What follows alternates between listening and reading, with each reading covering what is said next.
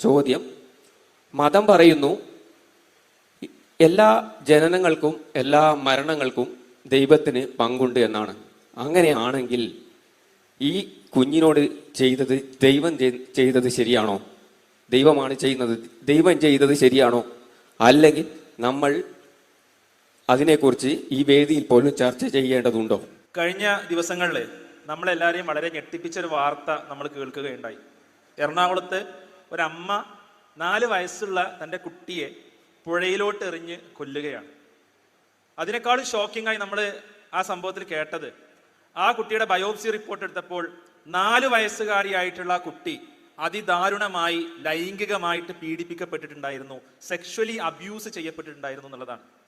തൻ്റെ പിഞ്ചു കുഞ്ഞിനെ ലൈംഗികമായി അബ്യൂസ് ചെയ്യുന്നത് ശരിയാണോ തെറ്റാണോ എന്നുള്ള ഒരു ചിന്ത ഒരു മനുഷ്യനെ സംബന്ധിച്ചിടത്തോളം എവിടെ നിന്നാ വരുന്നത്? ഒരു ദൈവമില്ല എന്ന് വാദിക്കുന്ന ആളെ സംബന്ധിച്ചിടത്തോളം. എല്ലാവർക്കും നമസ്കാരം. കേരളത്തിൽ വിസ്ഡം ഇസ്ലാമിക് ഓർഗനൈസേഷൻ നടത്തിക്കൊണ്ടിരിക്കുന്ന ഡയലോഗ് സീരീസുകളും അതിനുശേഷമുള്ള ഇപ്പോൾ ഓപ്പൺ ഡയലോഗും ഏതാണ്ട് ഇതേ മട്ടിലാണ് അവസാനിക്കുക. കൊട്ടിഘോഷിക്കപ്പെട്ട് വലിയ സംഭവമായിട്ട് കൊണ്ടുവരികയും പറഞ്ഞു പൊളിച്ച ന്യായീകരണങ്ങൾ വീണ്ടും വീണ്ടും, അതായത് നൂറുകണക്കിന് മനുഷ്യരുടെ ഈമാൻ പോക്കാൻ പര്യാപ്തമായ ന്യായീകരണങ്ങൾ വീണ്ടും ആവർത്തിച്ച് പറഞ്ഞു വേറെ ഒരു 100-150 ആൾക്കാരുടെ ഈമാൻ കളയുക എന്ന കലാപരിപാടിയാണ് വിസ്ഡം ഇസ്ലാമിക് ഓർഗനൈസേഷൻ തെരുവുകൾ തോറും നടത്തുന്നത്. നമ്മുടെ എം അക്ബർ സാഹിബും കൂട്ടരും തെരുവ് വിചാരണയായിട്ട് ഇറങ്ങിയിരുന്നു. ഇപ്പോൾ എവിടെയൊന്നും അഡ്രസ് ഇല്ല, 1-2 കഴിഞ്ഞത് ഞാൻ കണ്ടു. 2 തെരുവ് വിചാരണ കഴിഞ്ഞപ്പോൾ നാട്ടുകാർ കൂടിയിട്ട് അവരെ വിചാരണ ചെയ്തു. ഇനി ഞങ്ങളെ കുട്ടികളെ ബാക്കിയുള്ള ഈമാനും കൂടി നിങ്ങൾ കൊണ്ടുപോകാൻ വന്നതാണോ, അതുകൊണ്ട് നിങ്ങളെ തെരുവ് വിചാരണ കലാപരിപാടികളും അവസാനിപ്പിച്ച ആള് എന്ന് ആരോ പറഞ്ഞതുപോലെയാണ് പരിപാടി പെട്ടെന്ന് അങ്ങ് നിന്നുപോയി. എന്തായാലും നമ്മുടെ വിസ്ഡം ഗ്രൂപ്പ് അങ്ങനെയല്ല, ഞങ്ങൾ എല്ലാവരും ഈമാനും പോക്കിയിട്ടേ ഇറങ്ങുള്ളൂ എന്നുള്ള പിടിവാശിയിലാണ് എന്നാണ് തോന്നുന്നത്. എന്തായാലും ഇത്തവണത്തെ വിസ്ഡത്തിന്റെ ഓപ്പൺ ഡയലോഗിൽ വളരെ സന്തോഷകരമായിട്ടുള്ള ഒരു കാര്യം എന്ന് വെച്ചാൽ നമ്മളെയൊക്കെ സിനിമയിൽ എടുത്തിട്ടുണ്ട് എന്നുള്ളതാണ്. അതായത് സാക്ഷാൽ റഫീഖ് സലഫി ബദർ യുദ്ധവുമായി ബന്ധപ്പെട്ട് ഇസ്ലാം മത വിമർശകർ എന്ന് പറഞ്ഞാൽ എന്നെ ഉദ്ദേശിച്ച് തന്നെ പറഞ്ഞിട്ടുള്ള ചില വാദങ്ങൾക്ക് ചോദ്യങ്ങളായിട്ട് വന്നപ്പോൾ അതിന് മറുപടി പറയാൻ വേണ്ടി ബദറുമായി ബന്ധപ്പെട്ട് ഞാൻ നടത്തിയ ബദർ ഖിസ എന്ന് പറയുന്ന പ്രഭാഷണത്തിലെ അല്ലെങ്കിൽ പ്രസന്റേഷനിലെ 10 സെക്കൻഡ് ശ്രദ്ധിച്ച് കേൾക്കണം. 10 സെക്കൻഡ് അവരുടെ പരിപാടിയുടെ വീഡിയോ വോളിൽ കാണിക്കുകയും എന്നിട്ട് ഞാൻ ആ പറഞ്ഞത് കളവാണ്, പച്ചക്കളവാണ് എന്ന് പറയുകയും ചെയ്തു. അതിൽ ഞാൻ അദ്ദേഹത്തെ ഹൃദയംഗമമായ രീതിയിൽ അഭിനന്ദിക്കുകയാണ്. കാരണം റഫീഖ് സലഫി ഞാൻ പറഞ്ഞത് നുണയാണ് എന്ന് നുണ പറയാൻ വേണ്ടിയിട്ടെങ്കിലും നാക്ക് പുറത്തെടുത്തല്ലോ. എൻ്റെ വീഡിയോ ക്ലിപ്പ് അതിന് വേണ്ടിയിട്ടാണെങ്കിലും കോട്ടിമാട്ടാനാണെങ്കിലും 10 സെക്കൻഡെങ്കിൽ 10 സെക്കൻഡ് നിങ്ങളുടെ വീഡിയോ വോളിൽ നിങ്ങൾ എന്നെ പ്രദർശിപ്പിച്ചല്ലോ.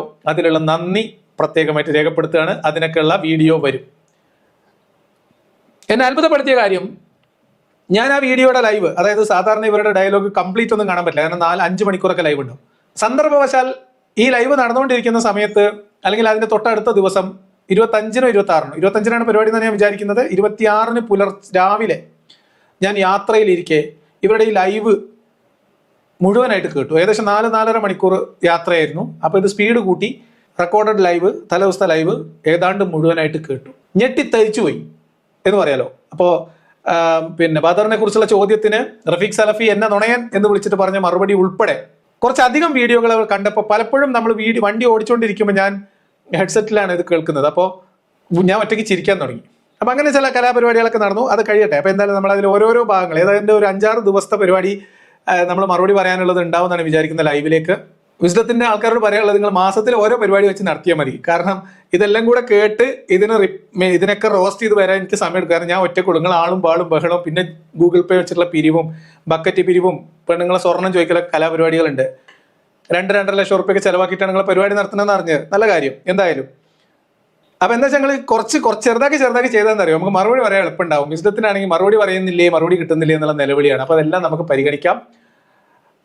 2-3 കാര്യങ്ങൾ ശ്രദ്ധേയമായിട്ട് എനിക്ക് തോന്നിയത്, അവരുടെ എല്ലാ പ്രഭാഷകരുടെയും അതേപോലെ തന്നെ പ്രധാനപ്പെട്ട ചോദ്യങ്ങളും ഉത്തരങ്ങളും ഒക്കെ അവർ ചെറിയ വീഡിയോ ക്ലിപ്പുകളായിട്ട് പിന്നെ പബ്ലിഷ് ചെയ്തിട്ടുണ്ട്. അതിൽ 2-3 ചോദ്യങ്ങളും അതിൻ്റെ ഉത്തരങ്ങളും ഞാൻ അങ്ങനെ കണ്ടില്ല. അതിലൊരു ചോദ്യം എന്ന് പറയുന്നത് ഹൃദയവുമായി ബന്ധപ്പെട്ട്, തലച്ചോറുമായി ബന്ധപ്പെട്ടുള്ള ഒരു ചോദ്യമാണ്. ആ ചോദ്യത്തിനും അതിൻ്റെ ഉത്തരവും ഒരാൾ ഉത്തരം പറഞ്ഞ് തൃപ്തി വരാതെ അല്ലെങ്കിൽ ചോദ്യം മനസ്സിലാവാതെ കളിച്ച അദ്ദേഹത്തിന്റെ അവരുടെ മഹാപണ്ഡിതനും അത് വലിയ ഉസ്താദ് മറുപടി പറഞ്ഞാൽ ശരിയാവില്ല, ഉരുളാം ഭേദം ഞാനാണെന്ന് പറഞ്ഞിട്ട് നമ്മുടെ ബാസിൽ ഉസ്താദും ആ ചോദ്യത്തിന് മറുപടി പറയുന്നത് കേട്ടു. വളരെ രസകരമായിട്ട് തോന്നി. ആ വീഡിയോ എന്തായാലും ക്ലിപ്പ് ചെയ്തിട്ട് പ്രത്യേക വീഡിയോ ആയിട്ട് അപ്ലോഡ് ചെയ്തിട്ടില്ല. പിന്നെ ബദറുമായി ബന്ധപ്പെട്ട് റഫീഖ് സലഫിയോട് ചോദിക്കപ്പെട്ട ചോദ്യവും അത് പ്രത്യേകമായിട്ട് ക്ലിപ്പ് ചെയ്ത് പ്രത്യേക വീഡിയോയുടെ അപ്ലോഡ് ചെയ്തതായിട്ട് ശ്രദ്ധയിൽപ്പെട്ടിട്ടില്ല. അവർ ചിലപ്പോൾ നാളെ മറ്റന്നാളെ ചെയ്യുമായിരിക്കും. ചെയ്താലും വളരെ നല്ല കാര്യം. അപ്പൊ എന്തായാലും ഇന്നത്തെ നമ്മുടെ വിഷയത്തിലേക്ക് പോവാം. ഇവരുടെ ഒരു പ്രത്യേകത, പ്രത്യേകിച്ച് വിസ്ഡം ഗ്രൂപ്പിന്റെ ഒരു പ്രത്യേകത, വിസ്ഡത്തിന് മാത്രമുള്ള പ്രശ്നമല്ല, കുറെ ആൾക്കാർക്കുണ്ട്. എവിടെയെങ്കിലും ഒരു ദുരന്തമോ ദുരിതമോ ഒരു അപകടമോ മരണമോ ആത്മഹത്യയോ അല്ലെങ്കിൽ ഒരു ഭൂകമ്പമോ വെള്ളപ്പാച്ചിലോ എന്തെങ്കിലും പ്രളയമോ കാട്ടുതീയോ ഒക്കെ ഉണ്ടായാൽ അതിനെ ഇവരുടെ മതവിശ്വാസവുമായി കൂട്ടിക്കെട്ടി വൃത്തികെട്ട രീതിയിൽ, മനുഷ്യത്വരഹിതമായിട്ടുള്ള രീതിയിൽ ഇവരുടെ പ്രബോധനങ്ങൾക്ക് ഇത്തരം സംഭവങ്ങൾ ഉപയോഗപ്പെടുത്തുന്ന ഏറ്റവും നീചമായൊരു പരിപാടി ഇവർക്കുണ്ട്. നിങ്ങൾക്ക് ഓർമ്മയുണ്ടാവും, വയനാട്ടിലെ ഉരുൾപൊട്ടലിന്റെ സമയത്ത് ആ മരണപ്പെട്ടവരുടെ മതം നോക്കിയിട്ട് അതിൽ സ്വർഗവും നരകവും ആ പറഞ്ഞ് വലിയ വയല് പറഞ്ഞിട്ട് പള്ളിയിലാണെന്ന് ആലോചിക്കണം, പള്ളിയിൽ ജമാഅത്തിന് ജുമുഅക്ക് ഖുത്ബയിൽ ഈ വൃത്തികേട് വയല് പറയുകയും എന്നിട്ട് അത് യൂട്യൂബിൽ അപ്ലോഡ് ചെയ്യുകയും ചെയ്ത മഹാന്മാരാണ് ഇവർ. എന്നിട്ട് ആ ദുരന്തത്തെ മുന്നിൽ കാണിച്ച് അടുത്ത ദുരന്തം വരുന്നതിന് മുമ്പ് ഷഹാദത്ത് കലിമ ചൊല്ലിക്കോളിയും എന്ന് പറയാനും മാത്രം ഉളുപ്പില്ലാത്ത വർഗമായിട്ട് ഈ ദഅവക്കാർ, പ്രത്യേകിച്ച് നവദാഴികൾ, പ്രത്യേകിച്ച് വിസ്ഡം ഇസ്ലാമിക് ഓർഗനൈസേഷന്റെ പണ്ഡിതന്മാർ എന്നവകാശപ്പെടുന്നവർ അധപ്പതിച്ചിട്ടുണ്ട്. സാംസ്കാരികമായി ധാർമ്മികമായിട്ടുള്ള അങ്ങേയറ്റത്തെ അധപ്പതനത്തിൽ അവർ പതിച്ചു കഴിഞ്ഞിട്ടുണ്ട്. സമാനമായിട്ടുള്ള രീതിയിൽ ഇത്തവണയും അവരുടെ പരിപാടിയിൽ ഒരു എന്താ പറയുക വിഷയം അവരെടുത്തു. ഈ അടുത്ത് കൊച്ചിയിൽ 4 വയസ്സായ തൻ്റെ മകളെ പുഴയിലെറിഞ്ഞു കൊന്ന മാതാവിൻ്റെയും ആ പെൺകുട്ടി അതിനു മുൻപ് ക്രൂരമായ പീഡനത്തിന്, വൈകൃതങ്ങൾക്ക് ഇരയായിട്ടുണ്ടായിരുന്നു എന്നുള്ളതും അതിനെ ബന്ധപ്പെടുത്തി മതം ഉണ്ടായിരിക്കേണ്ടുന്നതിൻ്റെ ആവശ്യകത, അതായത് മതമില്ലാത്തത് കൊണ്ട്, അള്ളാഹുവിൻ്റെ നിയമം ഇല്ലാത്തത് കൊണ്ട്, അത് അംഗീകരിക്കാത്തത് കൊണ്ട് ആണ് ഇത്തരം ക്രൂരമായിട്ടുള്ള പൈശാചികമായിട്ടുള്ള കൃത്യങ്ങൾ ഏർപ്പെടുന്നത് എന്നും മതമില്ലാത്തവരൊക്കെ ഇതുപോലെ ആയിരിക്കും എന്ന വൃത്തികേട് പറയാൻ വേണ്ടി ഒരു ഡോക്ടർ, ഇവരുടെ കൂട്ടത്തിൽ കുറെ ഡോക്ടർമാരാണ്, കുറെ പല്ലി ഡോക്ടർമാർ, കുറെ എല്ല് ഡോക്ടർമാർ എല്ലാം ഉണ്ട്. അപ്പൊ ഒരു ഇന്റർനാഷണൽ ഡോക്ടർ തള്ളിയ ഒരു തള്ള്, ആ തള്ളിനെ അധികരിച്ചുകൊണ്ട് സദസ്സിൽ നിന്ന് ഒരു അവിശ്വാസി ചോദിച്ച ചോദ്യവും അതിന്റെ ഉത്തരവുമാണ് ഇന്ന് നമ്മൾ പരിശോധിക്കുന്നത്. വിഷയം മറ്റൊന്നുമല്ല, അള്ളാഹുവിന്റെ ഉദ്ദേശം എന്താ എൻ്റെ ഉദ്ദേശം എന്ന ചോദ്യമാണ്. അള്ളാഹുവിനോട് ചോദിക്കുകയാണ്, എന്താ എൻ്റെ ഉദ്ദേശം? ഇതാണ് ഇന്നത്തെ വിഷയത്തിന്റെ ഒരു ചുരുക്കം. നമ്മൾ നേരെ വിഷയത്തിലേക്ക് പോവാണ്. അപ്പോൾ ആ ചോദ്യം നിങ്ങൾ ശ്രദ്ധിച്ചു കേട്ടു. ഏത് ഉദ്ദേശത്തിലാണ് ഇവർ പ്രസംഗിച്ചതെന്ന് ഞാൻ ഓൾറെഡി പറഞ്ഞു. ചോദ്യകർത്താവിന്റെ ചോദ്യവും നിങ്ങൾ കേട്ടിട്ടുണ്ടാവും എന്ന് ഞാൻ വിചാരിക്കുന്നു.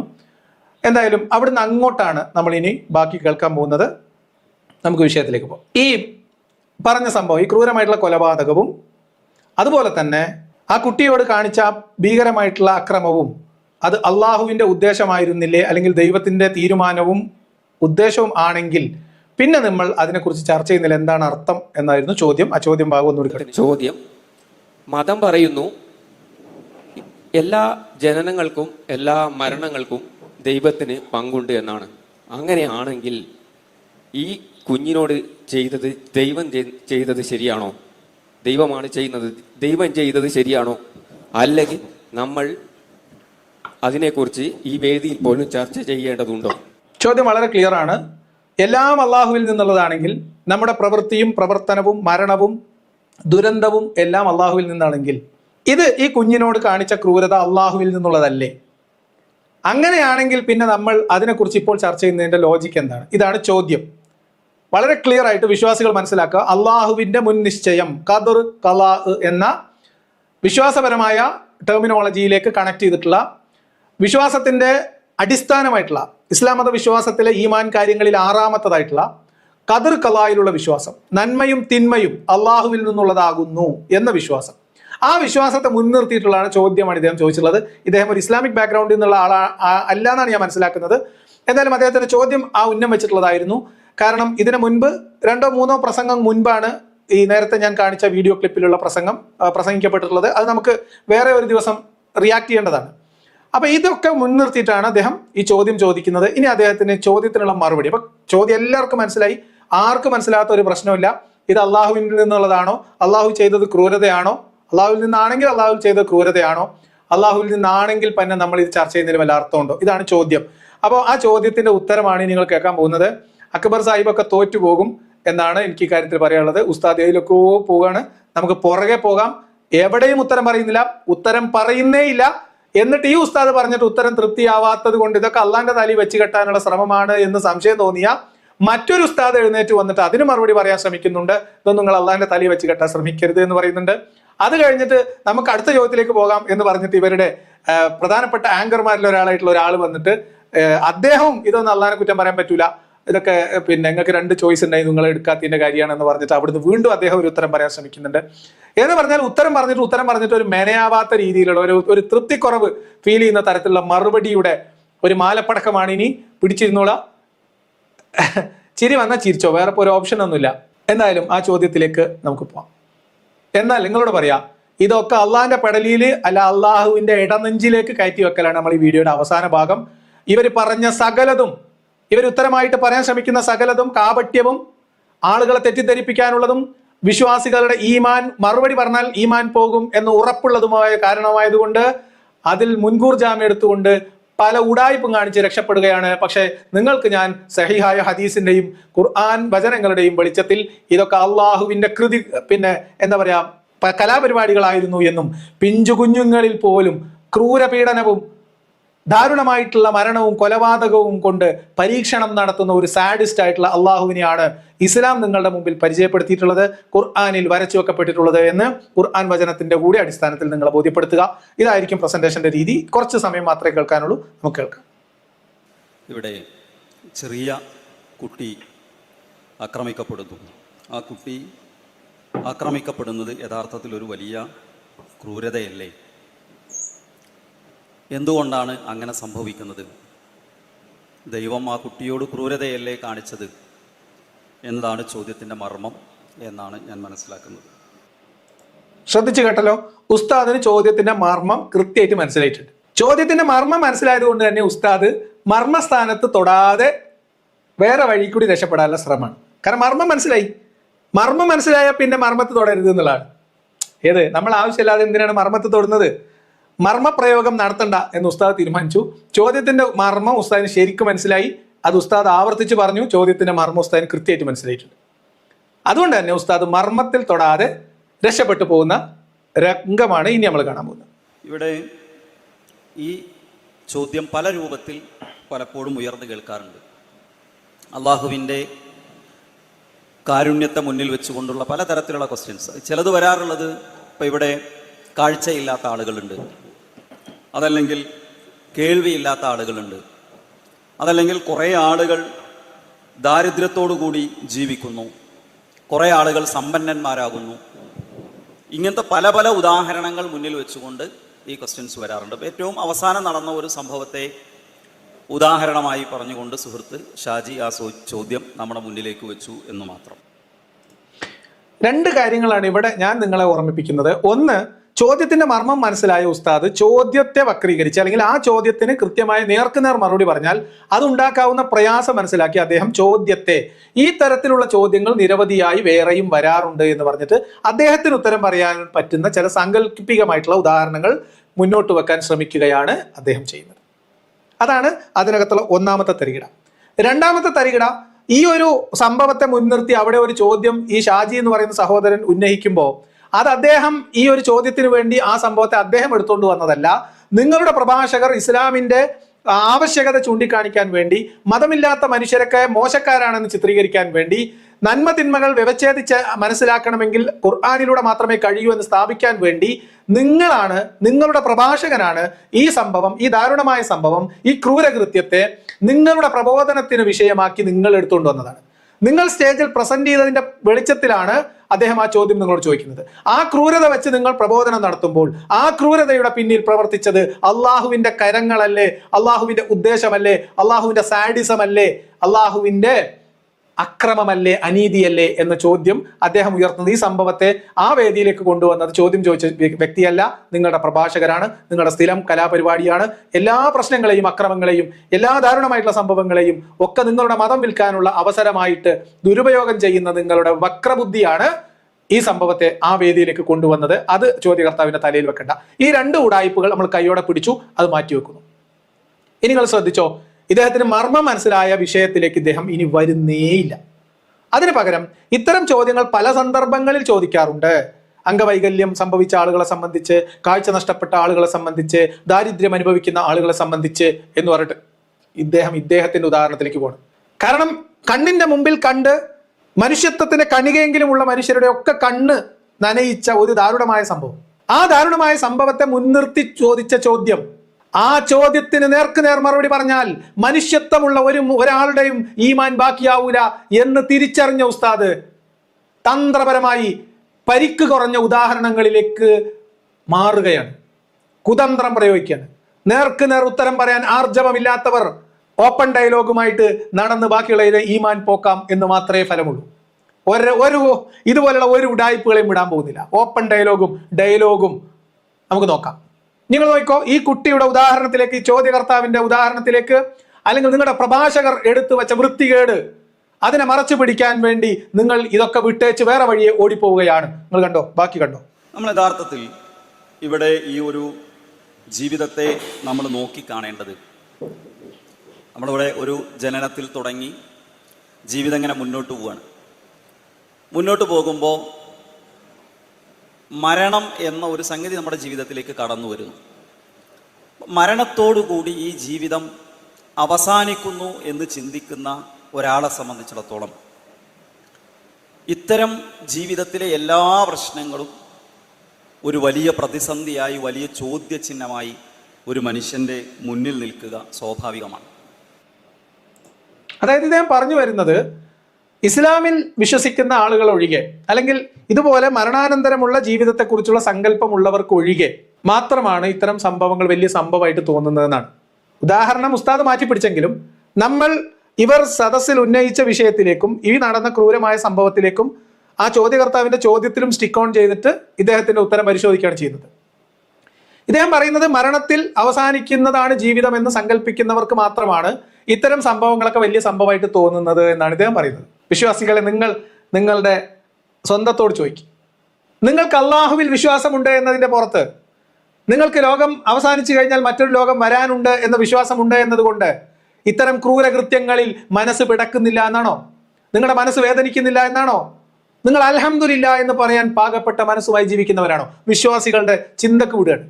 ഒരു കുഞ്ഞിനോട് കാണിച്ച ഒരു ക്രൂരത, നിഷ്ഠൂരമായിട്ടുള്ള ക്രൂരത, ക്രൂരമായിട്ടുള്ള കൊലപാതകം, ഈ സംഭവങ്ങളൊക്കെ അനുഭവിച്ച ആ കുഞ്ഞു മനസ്സിനെ ആലോചിച്ച് നെഞ്ചു പടയ്ക്കാത്ത മനുഷ്യർ ഉണ്ടാവൂ? അതോ അത് കേൾക്കുമ്പോൾ വരാനിരിക്കുന്ന പരലോകത്തെക്കുറിച്ച് അൽഹംദുലില്ലാ എന്ന് ചൊല്ലാനും മാത്രം നികൃഷ്ടമായ മനസ്സാണോ നിങ്ങൾക്കുള്ളത്? ഈ ഉസ്താദ് പറഞ്ഞതിന്റെ രത്ന ചുരുക്കം അതാണ്. നിങ്ങൾ എങ്ങനെ പൊതിഞ്ഞു പറഞ്ഞാലും അത് മനുഷ്യരുടെ മുമ്പിൽ അനാവരണം ചെയ്യപ്പെടുക തന്നെ ചെയ്യും. ഞാൻ ചോദിക്കുന്നത്, നിങ്ങളുടെ ഈമാനും വിശ്വാസമൊക്കെ മാറ്റിവെക്ക്. മനുഷ്യൻ എന്ന രീതിയിൽ ഞാൻ നിങ്ങളോട് ചോദിക്കുകയാണ്. ഇത്തരം സംഭവങ്ങൾ കേൾക്കുമ്പോൾ, ഇത്തരം പ്രശ്നങ്ങൾ കാണുമ്പോൾ, ഒരു മനുഷ്യൻ പ്രയാസപ്പെടുമ്പോൾ, അപകടത്തിൽപ്പെടുമ്പോൾ, മരണപ്പെടുമ്പോൾ, പീഡിപ്പിക്കപ്പെടുമ്പോൾ, കൊല്ലപ്പെടുമ്പോൾ നിങ്ങൾ പരലോകത്തെ കുറിച്ച് ആലോചിച്ചിട്ട് സന്തോഷമായിട്ടിരിക്കുകയാണ് ആണോ? അല്ല എന്ന് നിങ്ങൾക്കും അറിയാം, എനിക്കും അറിയാം, ഈ ഉത്തരം പറയുന്ന മൂല്യർക്കും അറിയാം. അതുകൊണ്ടാണ് അദ്ദേഹം വേറെ ഉദാഹരണങ്ങളിലൂടെ കടന്നു പോകാൻ ശ്രമിക്കുന്നത്. നമ്മൾ ഇദ്ദേഹത്തിന്റെ ഉത്തരം ചോദ്യകർത്താവിന്റെ ചോദ്യത്തിലേക്ക് കണക്ട് ചെയ്തിട്ട് മാത്രം പരിശോധിക്കുകയാണ്. അടുത്ത ഭാഗത്തേക്ക് പോവാം. യഥാർത്ഥത്തിൽ മനുഷ്യന്റെ ജന്മത്തെക്കുറിച്ച്, മനുഷ്യൻ എന്ന ഈ ഒരു മനുഷ്യ ജന്മത്തെക്കുറിച്ച് വിശുദ്ധ ഖുർആൻ മുന്നോട്ട് വെക്കുന്ന കാഴ്ചപ്പാട്, അല്ലദീ ഖലഖൽ മൗത വൽ ഹയാത ലിയബ്ലുവക്കും അയ്യുക്കും അഹ്സനു അമല എന്നാണ്. എന്തിനാണ് മനുഷ്യന് ജനനം നൽകിയത്, എന്തിനാണ് മനുഷ്യന് ജീവിതം നൽകിയത്, മരണം നൽകിയത് എന്ന് ചോദിച്ചാൽ ഇത് ഒരു പരീക്ഷണമാണ്. അടുത്ത ന്യായം എന്താണ്? ഒരു പരീക്ഷണം. ഒരു വീട്ടിൽ വളരുന്ന പിഞ്ചു കുഞ്ഞിനെ ആ വീട്ടിൽ രക്ഷിതാവായി നിൽക്കേണ്ടുന്ന മനുഷ്യനാൽ ക്രൂരമായ പീഡനത്തിനിരയാക്കുകയും സ്വന്തം മാതാവിനാൽ കൊല്ലപ്പെടുകയും ചെയ്യുന്ന ഒരു കുഞ്ഞിന്റെ ജീവിതം അള്ളാഹുവിന്റെ പരീക്ഷണമാണ്. ഇതല്ലേ ഉസ്താദ് പറഞ്ഞതിന്റെ അർത്ഥം? ചോദ്യകർത്താവ് ചോദിച്ച ചോദ്യത്തിലേക്ക് ഇദ്ദേഹത്തിന്റെ ഉത്തരം കണക്ട് ചെയ്താൽ നിങ്ങൾക്ക് മനസ്സിലാവുന്ന അതല്ല, എനിക്കതാ മനസ്സിലായത്. നിങ്ങൾക്ക് അതല്ല മനസ്സിലായതെങ്കിൽ അല്ല എന്ന് എഴുതൂ, അതാണ് മനസ്സിലായതെങ്കിൽ അതാണ് എന്ന് എഴുതൂ. കമന്റ് ബോക്സിൽ എഴുതൂ. നിങ്ങളുടെ കൂടി പ്രതികരണം കണ്ടുകൊണ്ട് മുന്നോട്ട് പോവാം. ഇദ്ദേഹം പറഞ്ഞതിന്റെ അടിസ്ഥാനത്തിൽ ഈ പിഞ്ചു കുഞ്ഞിനോട് കാണിക്കപ്പെട്ടിട്ടുള്ള ക്രൂരത അള്ളാഹു ഒരുക്കിയ പരീക്ഷണമാണ്, അള്ളാഹു നിശ്ചയിച്ച പരീക്ഷണമാണ്, അള്ളാഹു നിർണയിച്ച പരീക്ഷണമാണ് എന്ന് തന്നെയല്ലേ ഉസ്താദ് പറഞ്ഞത്? അത് തന്നെയല്ലേ അദ്ദേഹം പറഞ്ഞത്? ഹേ മനുഷ്യരെ, വിശ്വാസികളെ, തലച്ചോറ് മതം തിന്നിട്ടില്ലാത്ത മനുഷ്യരെ, ചിന്തിക്കൂ. എന്താണ് ഇദ്ദേഹം പറഞ്ഞതിന്റെ അർത്ഥം? എന്താണ് നിങ്ങളുടെ ദൈവത്തെക്കുറിച്ച്, നിങ്ങളുടെ ദൈവവിശ്വാസത്തിന്റെ പ്രബോധകരായിട്ട് പ്രവർത്തിക്കുന്നവർ, സഹജീവികളായിട്ടുള്ള മനുഷ്യർ അനുഭവിക്കുന്ന കെടുതികളെ കുറിച്ച് നിങ്ങളുടെ സങ്കല്പം എന്താണ്? നിങ്ങളുടെ ദൈവസങ്കല്പം എന്താണ്? ഈ കൊല ചെയ്യപ്പെട്ട കുട്ടി അനുഭവിച്ച ക്രൂരമായ പീഡനം അതിന് സ്വന്തം വീട്ടിൽ രക്ഷിതാവിന്റെ സ്ഥാനത്ത് നിൽക്കേണ്ടുന്ന ഒരു മനുഷ്യനെ ചുമതലപ്പെടുത്തിയത്, തെരഞ്ഞെടുത്തത്, ഉത്തരവാദപ്പെടുത്തിയത് അള്ളാഹുവാണ്. ആ കുഞ്ഞിനെ പീഡിപ്പിക്കാൻ കൊട്ടേഷൻ കൊടുത്തത് അള്ളാഹുവാണ്. കൊലപ്പെടുത്താൻ അമ്മയെ ഏൽപ്പിച്ചത് അള്ളാഹുവാണ്. അള്ളാഹുവിന്റെ പരീക്ഷണമാണ്. അതല്ലേ ഈ പറഞ്ഞതിന്റെ അർത്ഥം? ഞാൻ പറഞ്ഞത് തെറ്റാണ് നിങ്ങൾ പറയാം. അതന്നെയല്ലേ അർത്ഥം? ആണെങ്കിൽ ആണെന്ന് പറയും കൂട്ടരെ, ആണ് അല്ലെങ്കിൽ അല്ല എന്ന് പറയും. അതല്ലേ ഇദ്ദേഹം പറഞ്ഞതിന്റെ അർത്ഥം? ഇതിങ്ങനെ തന്നെ പറഞ്ഞാലേ, ഇമോഷണലായിട്ട് പറയേണ്ടത് ഇമോഷൻ കൊണ്ട് തന്നെ പറഞ്ഞാലേ മനസ്സിലാവുള്ളൂ. ആവർത്തന വിരസത തോന്നുന്നവർക്ക് വിട്ടേച്ച് പോവാം. ഇതാണോ നിങ്ങളുടെ വിശ്വാസം? ഇതാണോ വിശ്വാസികളെ നിങ്ങൾക്ക് നിങ്ങളുടെ ദൈവത്തെക്കുറിച്ചുള്ള കാഴ്ചപ്പാട്? ഈ ദൈവത്തെയാണോ നിങ്ങൾ കാരുണ്യവാനായ ദൈവം എന്ന് വിശേഷിപ്പിക്കുന്നത്? ഈ ദൈവത്തിൽ എന്ത് കാരുണ്യമാണ്? അള്ളാഹുവിന്റെ ഈ പ്രവർത്തനത്തിൽ എന്ത് നന്മയാണ്, എന്ത് കാരുണ്യമാണ് നിങ്ങൾക്ക് ദർശിക്കാൻ കഴിയുന്നത്, നിങ്ങൾക്ക് അനുഭവിക്കാൻ കഴിയുന്നത്? കഴിഞ്ഞിട്ടില്ല. ഇദ്ദേഹത്തിന്റെ ഉത്തരങ്ങളിലെ ക്രൂരത കഴിഞ്ഞിട്ടില്ല. ഇത് ഒരു പരീക്ഷണമാണ്. ഇതിനകത്ത് മനുഷ്യൻ ഇഷ്ടപ്പെടുന്ന, ആഗ്രഹിക്കുന്ന, സുഖം മാത്രം നൽകുന്ന ഒരവസ്ഥ മാത്രമല്ല ഉണ്ടാകുക. കുറേയധികം മനുഷ്യൻ ഇഷ്ടപ്പെടാത്ത കാര്യങ്ങളിലൂടെ കൂടി കടന്നു പോകണം. അത് ജീവിതത്തിന്റെ ഒരു ഭാഗമാണ്. ഉദാഹരണമായി പറഞ്ഞാൽ, ഉദാഹരണം മാറ്റി പിടിക്കുകയാണ് ഉസ്താദ്. കാരണം ഇത് പരീക്ഷണമാണ്. ഇത് പരീക്ഷണത്തിന്റെ ഭാഗമാണ്. സുഖമായിട്ടുള്ള ജീവിതം മാത്രമല്ല, ഇങ്ങനെ പിതാവിന്റെ സ്ഥാനത്ത് നിൽക്കേണ്ട ആളുകളിൽ നിന്നുള്ള ക്രൂരമായിട്ടുള്ള പീഡനമൊക്കെ ഏൽക്കാൻ പിഞ്ചു കുഞ്ഞുങ്ങൾ തയ്യാറാവണം. കാരണം അത് അള്ളാഹുവിന്റെ പരീക്ഷണമാണ്. അവർ അമ്മമാരാൽ പുഴയിലെറിഞ്ഞ് കൊല്ലപ്പെടാനും മറ്റു ക്രൂരമായിട്ടുള്ള കൊലപാതകത്തിന് വിധേയരാകാനും ഒക്കെ മനസ്സ് പാകപ്പെടുത്തണം. അതൊക്കെ അള്ളാഹിന്റെ പരീക്ഷണമാണ്. അള്ളാഹ്ക്ക് വേണ്ടി നിങ്ങൾ സന്തോഷത്തോടെ ഇതൊക്കെ ഏറ്റുവാങ്ങണം പോലും. അപ്പോഴാണോ പോലും ഈമാൻ പൂർത്തിയാകുന്നത്. വല്ലാത്ത ജാതി ഈമാനും വല്ലാത്ത ജാതി അള്ളയും തന്നെ കേട്ടോ നിങ്ങളത്. നിങ്ങളുടെ വിശ്വാസം നിങ്ങളെ മാനസിക രോഗികളാക്കും.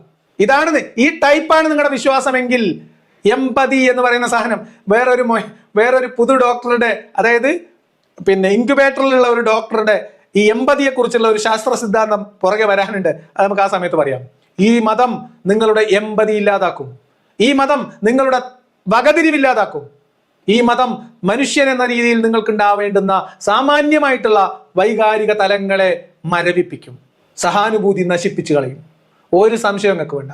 ഈ രീതിയിൽ ഈ മൊയ്ലാരി പറയുന്ന കണക്കിലാണ് നിങ്ങൾ നിങ്ങളുടെ അള്ളാഹുവിനെയും ലോകത്ത് നടക്കുന്ന സംഭവ വികാസങ്ങളെയും കാണാൻ ശ്രമിക്കുന്നത് എങ്കിൽ മനുഷ്യൻ എന്ന നിലക്കുള്ള നിങ്ങളുടെ വൈകാരിക തലങ്ങളെ ഈ മതം നശിപ്പിച്ച് കളയുക തന്നെ ചെയ്യും തീർച്ച. പകരം വരാനിരിക്കുന്ന ലോകത്തെക്കുറിച്ചോർത്ത് ഈ ലോകത്തെ നരകമാക്കുന്ന മാനസികാവസ്ഥയിലേക്ക് നിങ്ങളെ കൊണ്ടെത്തിക്കും. നിങ്ങൾക്കും നിങ്ങളുടെ ചുറ്റുമുള്ള മനുഷ്യർക്കും. കഴിഞ്ഞിട്ടില്ല ബാക്കി. പരീക്ഷ. ഒരു പരീക്ഷ എഴുതുമ്പോൾ കുട്ടികൾക്ക് വലിയ മാനസിക സംഘർഷങ്ങൾ ഉണ്ടാകുന്നുണ്ട്. റിസൾട്ട് വരുമ്പോൾ കുട്ടികൾ ആത്മഹത്യ ചെയ്യുന്നത് പലപ്പോഴും നമ്മൾ കേൾക്കുന്നുണ്ട്. എന്നാൽ പരീക്ഷ ഒരിക്കലും വേണ്ട എന്ന് പറയാൻ നമുക്ക് കഴിയുമോ? എന്നതുപോലെ ഇപ്പോൾ പ്രസവം, ഒരു സ്ത്രീയെ സംബന്ധിച്ചിടത്തോളം പ്രസവം എന്നുള്ളത് വളരെ വേദനയുള്ള, പ്രയാസകരമായ, ഗർഭകാലം മുതൽ ഒരുപാട് പ്രശ്നങ്ങളിലൂടെ കടന്നു പോകുന്ന ഒരു സംഗതിയാണ്. അതുകൊണ്ട് അതൊരു കഷ്ടപ്പാടാണ്, അതൊരു പ്രശ്നമാണ്. അതുകൊണ്ട് പ്രസവം വേണ്ട എന്ന് തീരുമാനിക്കാൻ പറ്റുമോ? ഞാൻ പറഞ്ഞത്, പരീക്ഷയ്ക്ക് തോൽക്കും, കുട്ടികൾ ആത്മഹത്യ ചെയ്യും എന്ന് വിചാരിച്ചിട്ട് നമ്മളാരും പരീക്ഷ മാറ്റി വെക്കുന്നുണ്ടോ? പ്രസവത്തിന് വേദനയുണ്ട്, പ്രയാസങ്ങളുണ്ട് എന്നതുകൊണ്ട് സ്ത്രീകളെല്ലാവരും പ്രസവിക്കാതിരിക്കുന്നുണ്ടോ? എന്നതുപോലെ എല്ലാ സംഭവങ്ങളെയും എന്തിയെ നമ്മൾ സ്വീകരിക്കാൻ തയ്യാറാവണം. ഏതുപോലെ പിഞ്ചു കുഞ്ഞുങ്ങൾ പീഡിപ്പിക്കപ്പെടാൻ ഇടയാവണം. അവർ നിഷ്ഠൂരമായി കൊല ചെയ്യപ്പെടട്ടെ, അതൊക്കെ അള്ളാഹുവിന്റെ പരീക്ഷണമല്ലേ എന്നാണ് ഈ ഉസ്താദ് പറയുന്നത്. ഞാൻ എഴുതാപ്പുറം വായിക്കുന്നതാ. നിങ്ങൾ ഉത്തരത്തിൽ നിന്ന് ഒഴിഞ്ഞു മാറിപ്പോകുമ്പോൾ നിങ്ങളെ ഉത്തരത്തിലേക്ക് വരിഞ്ഞു കെട്ടുകയാണ്, ചോദ്യത്തിലേക്ക് വരിഞ്ഞു കെട്ടുകയാണ്. ഈ ഉസ്താദ് പറഞ്ഞൊപ്പിച്ചു പോയ ഉത്തരത്തെ ചോദ്യകർത്താവിന്റെ ചോദ്യത്തിലേക്ക് ചുരുക്കി കെട്ടുമ്പോൾ നിങ്ങൾക്ക് കിട്ടുന്ന ഉത്തരം എന്താണ്? അതാണ് ഇസ്ലാം എന്ന് പറയുന്നത്. നിങ്ങൾ സാമാന്യമായിട്ട് മനസ്സിലാക്കിയാൽ മതി. ഇദ്ദേഹം പറഞ്ഞ എന്താ? ദുനിയാവ് എന്ന് പറഞ്ഞാൽ ഇങ്ങനെയൊക്കെ തന്നെയാണ്. ചിലപ്പോൾ ഇങ്ങനെയൊക്കെ ഉണ്ടാവും, ചിലപ്പോൾ കുട്ടികൾ ഇങ്ങനെ പീഡിപ്പിക്കപ്പെടും. അതൊക്കെ അള്ളാഹിന്റെ ഉദ്ദേശമാണ്, അള്ളാഹുവിന്റെ തീരുമാനമാണ്, അള്ളാഹുവിന്റെ ഉദ്ദേശമാണ്, അള്ളാഹുവിന്റെ അറിവാണ്. എന്ന് പറഞ്ഞാൽ അള്ളാഹുവാണ് ഇത് സൃഷ്ടിക്കപ്പെട്ടിട്ടുള്ളത്. ക്രൂരത സൃഷ്ടിക്കപ്പെട്ടിട്ടുള്ളത് ആരാണ്? പിശാച്, പൈശാചികത സൃഷ്ടിച്ചതാരാണ്? അള്ളാഹുവാണ്. പൈശാചികത അള്ളാഹുവിൽ നിന്നുള്ളതാണ്. അള്ളാഹുവാണ് ഏറ്റവും വലിയ പിശാച് എന്ന് പറഞ്ഞപ്പോൾ കുറെ വിശ്വാസികൾക്ക് ഹൃദയം വേദനിച്ചു എന്നാ പറഞ്ഞത്. പിശാചിനെ സൃഷ്ടിച്ചവൻ അള്ളാഹു ആണെങ്കിൽ അള്ളാഹുവാണോ പിശാചാണോ വലിയ പിശാച്? നിങ്ങൾ പറഞ്ഞാൽ മതി. എന്നിട്ട് ആ പൈശാചികമായിട്ടുള്ള പ്രവണതയുള്ള മനുഷ്യരെ ഇവിടെ മിക്സ് ചെയ്ത് വിടുകയും അത് കണ്ട് അള്ളാഹു പിഞ്ചു കുഞ്ഞുങ്ങൾ പീഡിപ്പിക്കപ്പെടുന്നതും നിഷ്ഠൂരമായി കൊല ചെയ്യപ്പെടുന്നതും പരീക്ഷണമായിട്ട് ഏർപ്പാടാക്കുകയും അത് ഉദ്ദേശിക്കുകയും അത് നിരന്തരമായി ആവർത്തിച്ചു കൊണ്ടിരിക്കുകയും ചെയ്യുന്ന അള്ളാഹു വല്ലാത്ത ജാതി വിശ്വാസം തന്നെ സുഹൃത്തുക്കളെ. വിശ്വാസികളെ സ്വന്തത്തോട് ചോദിച്ചാൽ മതി, എന്നോടൊന്നും തർക്കിക്കേണ്ട, ഉസ്താദിനെ മനസ്സിൽ ചീത്ത വിളിക്കേണ്ട. നിങ്ങൾ നിങ്ങളുടെ സ്വന്തത്തോട് ചോദിക്കും, നിങ്ങളുടെ ദൈവത്തെക്കുറിച്ച് നിങ്ങളുടെ സങ്കല്പം ഇതാണോ? ഇനി ഉസ്താദ് പറഞ്ഞാൽ അതല്ല, ഞാൻ എഴുതാപ്പുറം വായിച്ചാണെന്നൊന്നും പറഞ്ഞിട്ട് ആരും വരകണ്ട. ഉസ്താദിനെ എൻ്റെ മുന്നിൽ കൊണ്ടുപോകാം, ഉസ്താദ് പറഞ്ഞ എന്താണെന്ന് ഞാൻ പറയിപ്പിച്ചു തരാം. കൊലപാതകങ്ങളോ അല്ലെങ്കിൽ കാഴ്ചയില്ലാത്തതോ അല്ലെങ്കിൽ ഭിന്നശേഷിക്കാരനാകുന്നതോ അല്ലെങ്കിൽ ദാരിദ്ര്യം ഉണ്ടാകുന്നതോ മാത്രമല്ല, ജീവിതത്തിൽ ഒരുപാട് പ്രശ്നങ്ങൾ നമ്മളിങ്ങനെ എടുത്ത് പരിശോധിച്ചു കഴിഞ്ഞാൽ കുറേ അധികം പ്രശ്നങ്ങളിലൂടെ നമ്മൾ കടന്നു പോകേണ്ടി വരും. അത് മനുഷ്യന്റെ ഈ ജീവിതത്തിന്റെ ഭാഗമാണ്. ഇത് മരണത്തോടുകൂടി ഈ ജീവിതം അവസാനിക്കുമെന്ന് ചിന്തിക്കുമ്പോൾ ഇത് വലിയ ചോദ്യചിഹ്നമായി നമ്മുടെ മുന്നിൽ നിൽക്കുന്നു. എന്തിനിങ്ങനെ സംഭവിക്കുന്നു? എന്തുകൊണ്ടാണ് ഇങ്ങനെ സംഭവിക്കുന്നത്? ഇതെങ്ങനെ സംഭവിക്കും? എന്തുകൊണ്ട് സംഭവിക്കും? അത് അള്ളാഹുവിൻ്റെ തീരുമാനമായതുകൊണ്ട് സംഭവിക്കും. അള്ളാഹുവിൻ്റെ ഇഷ്ടം, അള്ളാഹുവിൻ്റെ ഉദ്ദേശം ആയതുകൊണ്ട് സംഭവിക്കും. അള്ളാഹുവിൻ്റെ പരീക്ഷണമായതുകൊണ്ട് സംഭവിക്കും. അള്ളാഹു ചെയ്യുന്നതാണ്, അതുകൊണ്ട് സംഭവിക്കും. അള്ളാഹു അവൻ ഉദ്ദേശിക്കുന്നത് ചെയ്യുന്നവനാകുന്നു എന്നാണ് ഖുർആൻ പറഞ്ഞത്. അള്ളാഹു അവൻ ഉദ്ദേശിക്കുന്നത് പോലെ ചെയ്യുന്നവനാകുന്നു. അള്ളാഹുവിൻ്റെ ഉദ്ദേശത്തിലല്ലാതെ, അള്ളാഹുവിൻ്റെ അറിവിലും ഉദ്ദേശത്തിലുമല്ലാതെ ഒന്നും സംഭവിക്കില്ല. ഇതാണ് ഇസ്ലാമിൻ്റെ വിശ്വാസം. അപ്പൊ പരീക്ഷയിൽ തോൽക്കുന്നതും കാഴ്ചയില്ലാതെ ജനിക്കുന്നതും ആയിട്ടുള്ള മനുഷ്യരെ അല്ല. ചോദ്യകർത്താവ് ചോദിച്ചതിലേക്ക് ഉസ്താദ് പറയാണ്, ഇതല്ല, ഇതിലപ്പുറവും അള്ളാഹു ഇവിടെ സംവിധാനിച്ചിട്ടുണ്ട്. അതൊക്കെ അള്ളാഹുവിൻ്റെ ഉദ്ദേശമാണ്. അള്ളാഹു അങ്ങനെയൊക്കെ ചെയ്യും. അതായത് ഈ പിഞ്ചു കുഞ്ഞിനെ ക്രൂരമായി പീഡിപ്പിക്കപ്പെടുന്നതും അമ്മയുടെ കൈകളാൽ നിഷ്ഠൂരമായി കൊല ചെയ്യപ്പെടുന്നതും അള്ളാഹു അങ്ങനെയൊക്കെ ഉണ്ടാവും. അതൊക്കെ അള്ളാഹ്ക്ക് വേണ്ടിയിട്ടാണ്, അള്ളാഹുവിൻ്റെ പണിയാണ്, അള്ളാഹുവിൻ്റെ പരീക്ഷനാണ് അതൊക്കെ ഉണ്ടാവുന്ന. എന്താ നിങ്ങൾക്ക് അതാണ് ഉൾക്കൊള്ളുക, അതന്നെ മനസ്സിലാക്കുക. അള്ളാഹു എന്ന് പറഞ്ഞാൽ ഇതൊക്കെ തന്നെയാണ്, ഈ ജീവിതം എന്ന് പറഞ്ഞാൽ ഇതൊക്കെ തന്നെയാണ്. ഇതിലും വലുത് എന്തൊക്കെയോ വരാനിരിക്കും. വല്ലാത്ത ജാതി അള്ളാഹു തന്നെട്ടോ എൻ്റെ അള്ളാഹു. എന്നാൽ മനുഷ്യനെ സംബന്ധിച്ചിടത്തോളം മരണത്തിനു ശേഷം ഒരു ജീവിതത്തെ മനുഷ്യന് അഭിമുഖീകരിക്കാനുണ്ട്. മരണാനന്തരം ഒരു ജീവിതം മനുഷ്യന് വരാനുണ്ട്. മനുഷ്യന്റെ ജീവിതം എന്ന് പറഞ്ഞാൽ അത് ജനനത്തിൽ തുടങ്ങി മരണത്തിൽ അവസാനിക്കുന്നതല്ല, മറിച്ച് മരണത്തിനു ശേഷം പരലോക ജീവിതത്തിലേക്ക് കൂടി നീണ്ടു നിൽക്കുന്നതാണ്.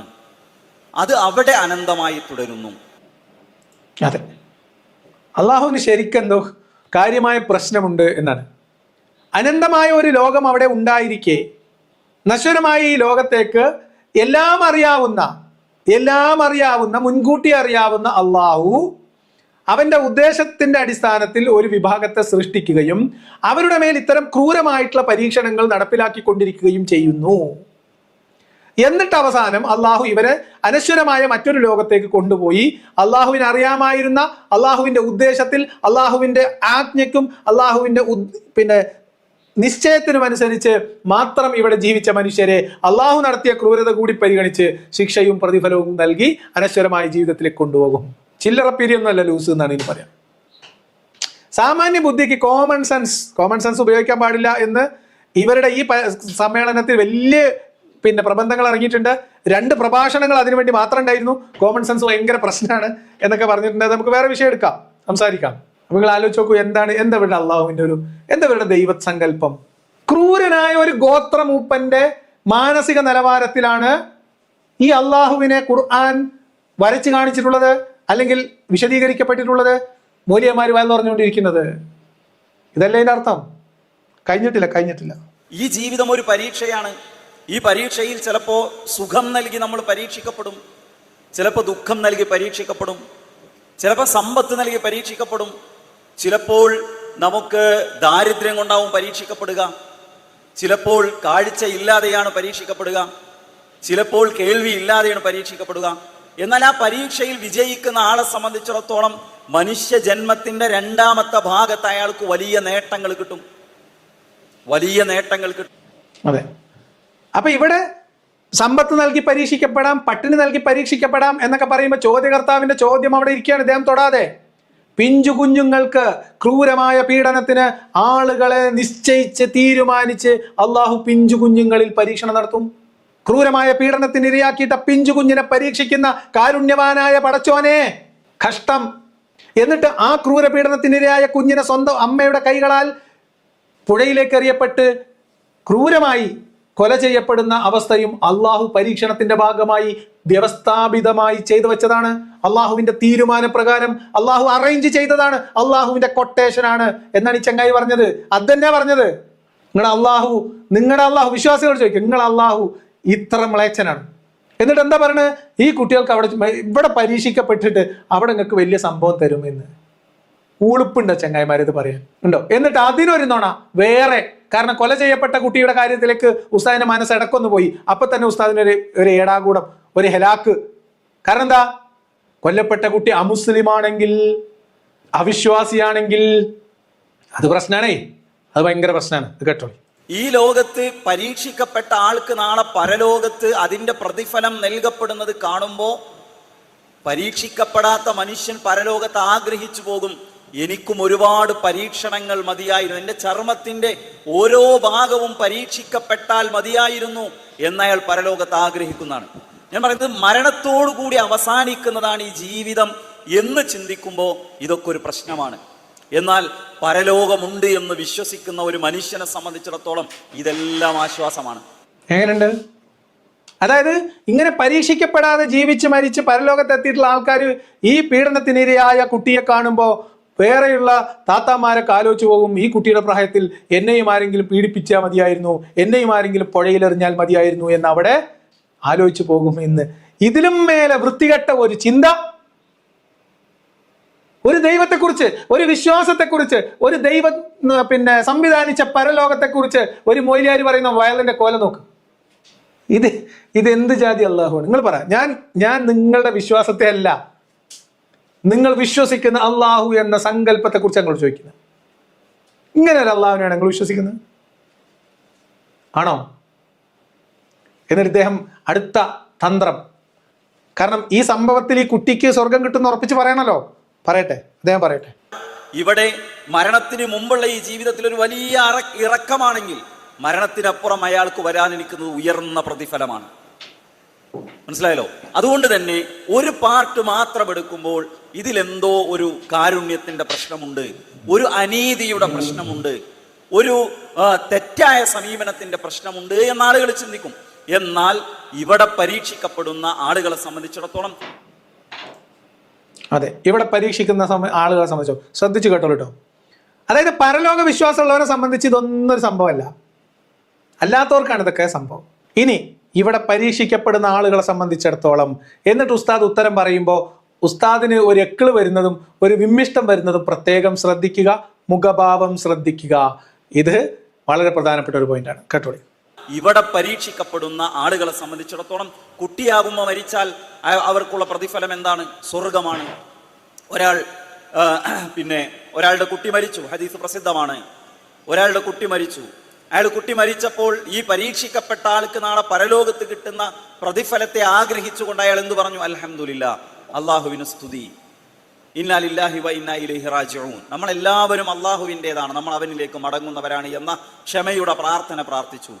അള്ളാഹു മലക്കുകളോട് പറഞ്ഞു എന്നാണ്, അയാൾക്ക് സ്വർഗത്തിലൊരു വീടുണ്ടാക്കി കൊടുക്കുക, ആ വീടിനെ സ്തുതിയുടെ വീട് എന്ന് പേരിടുക.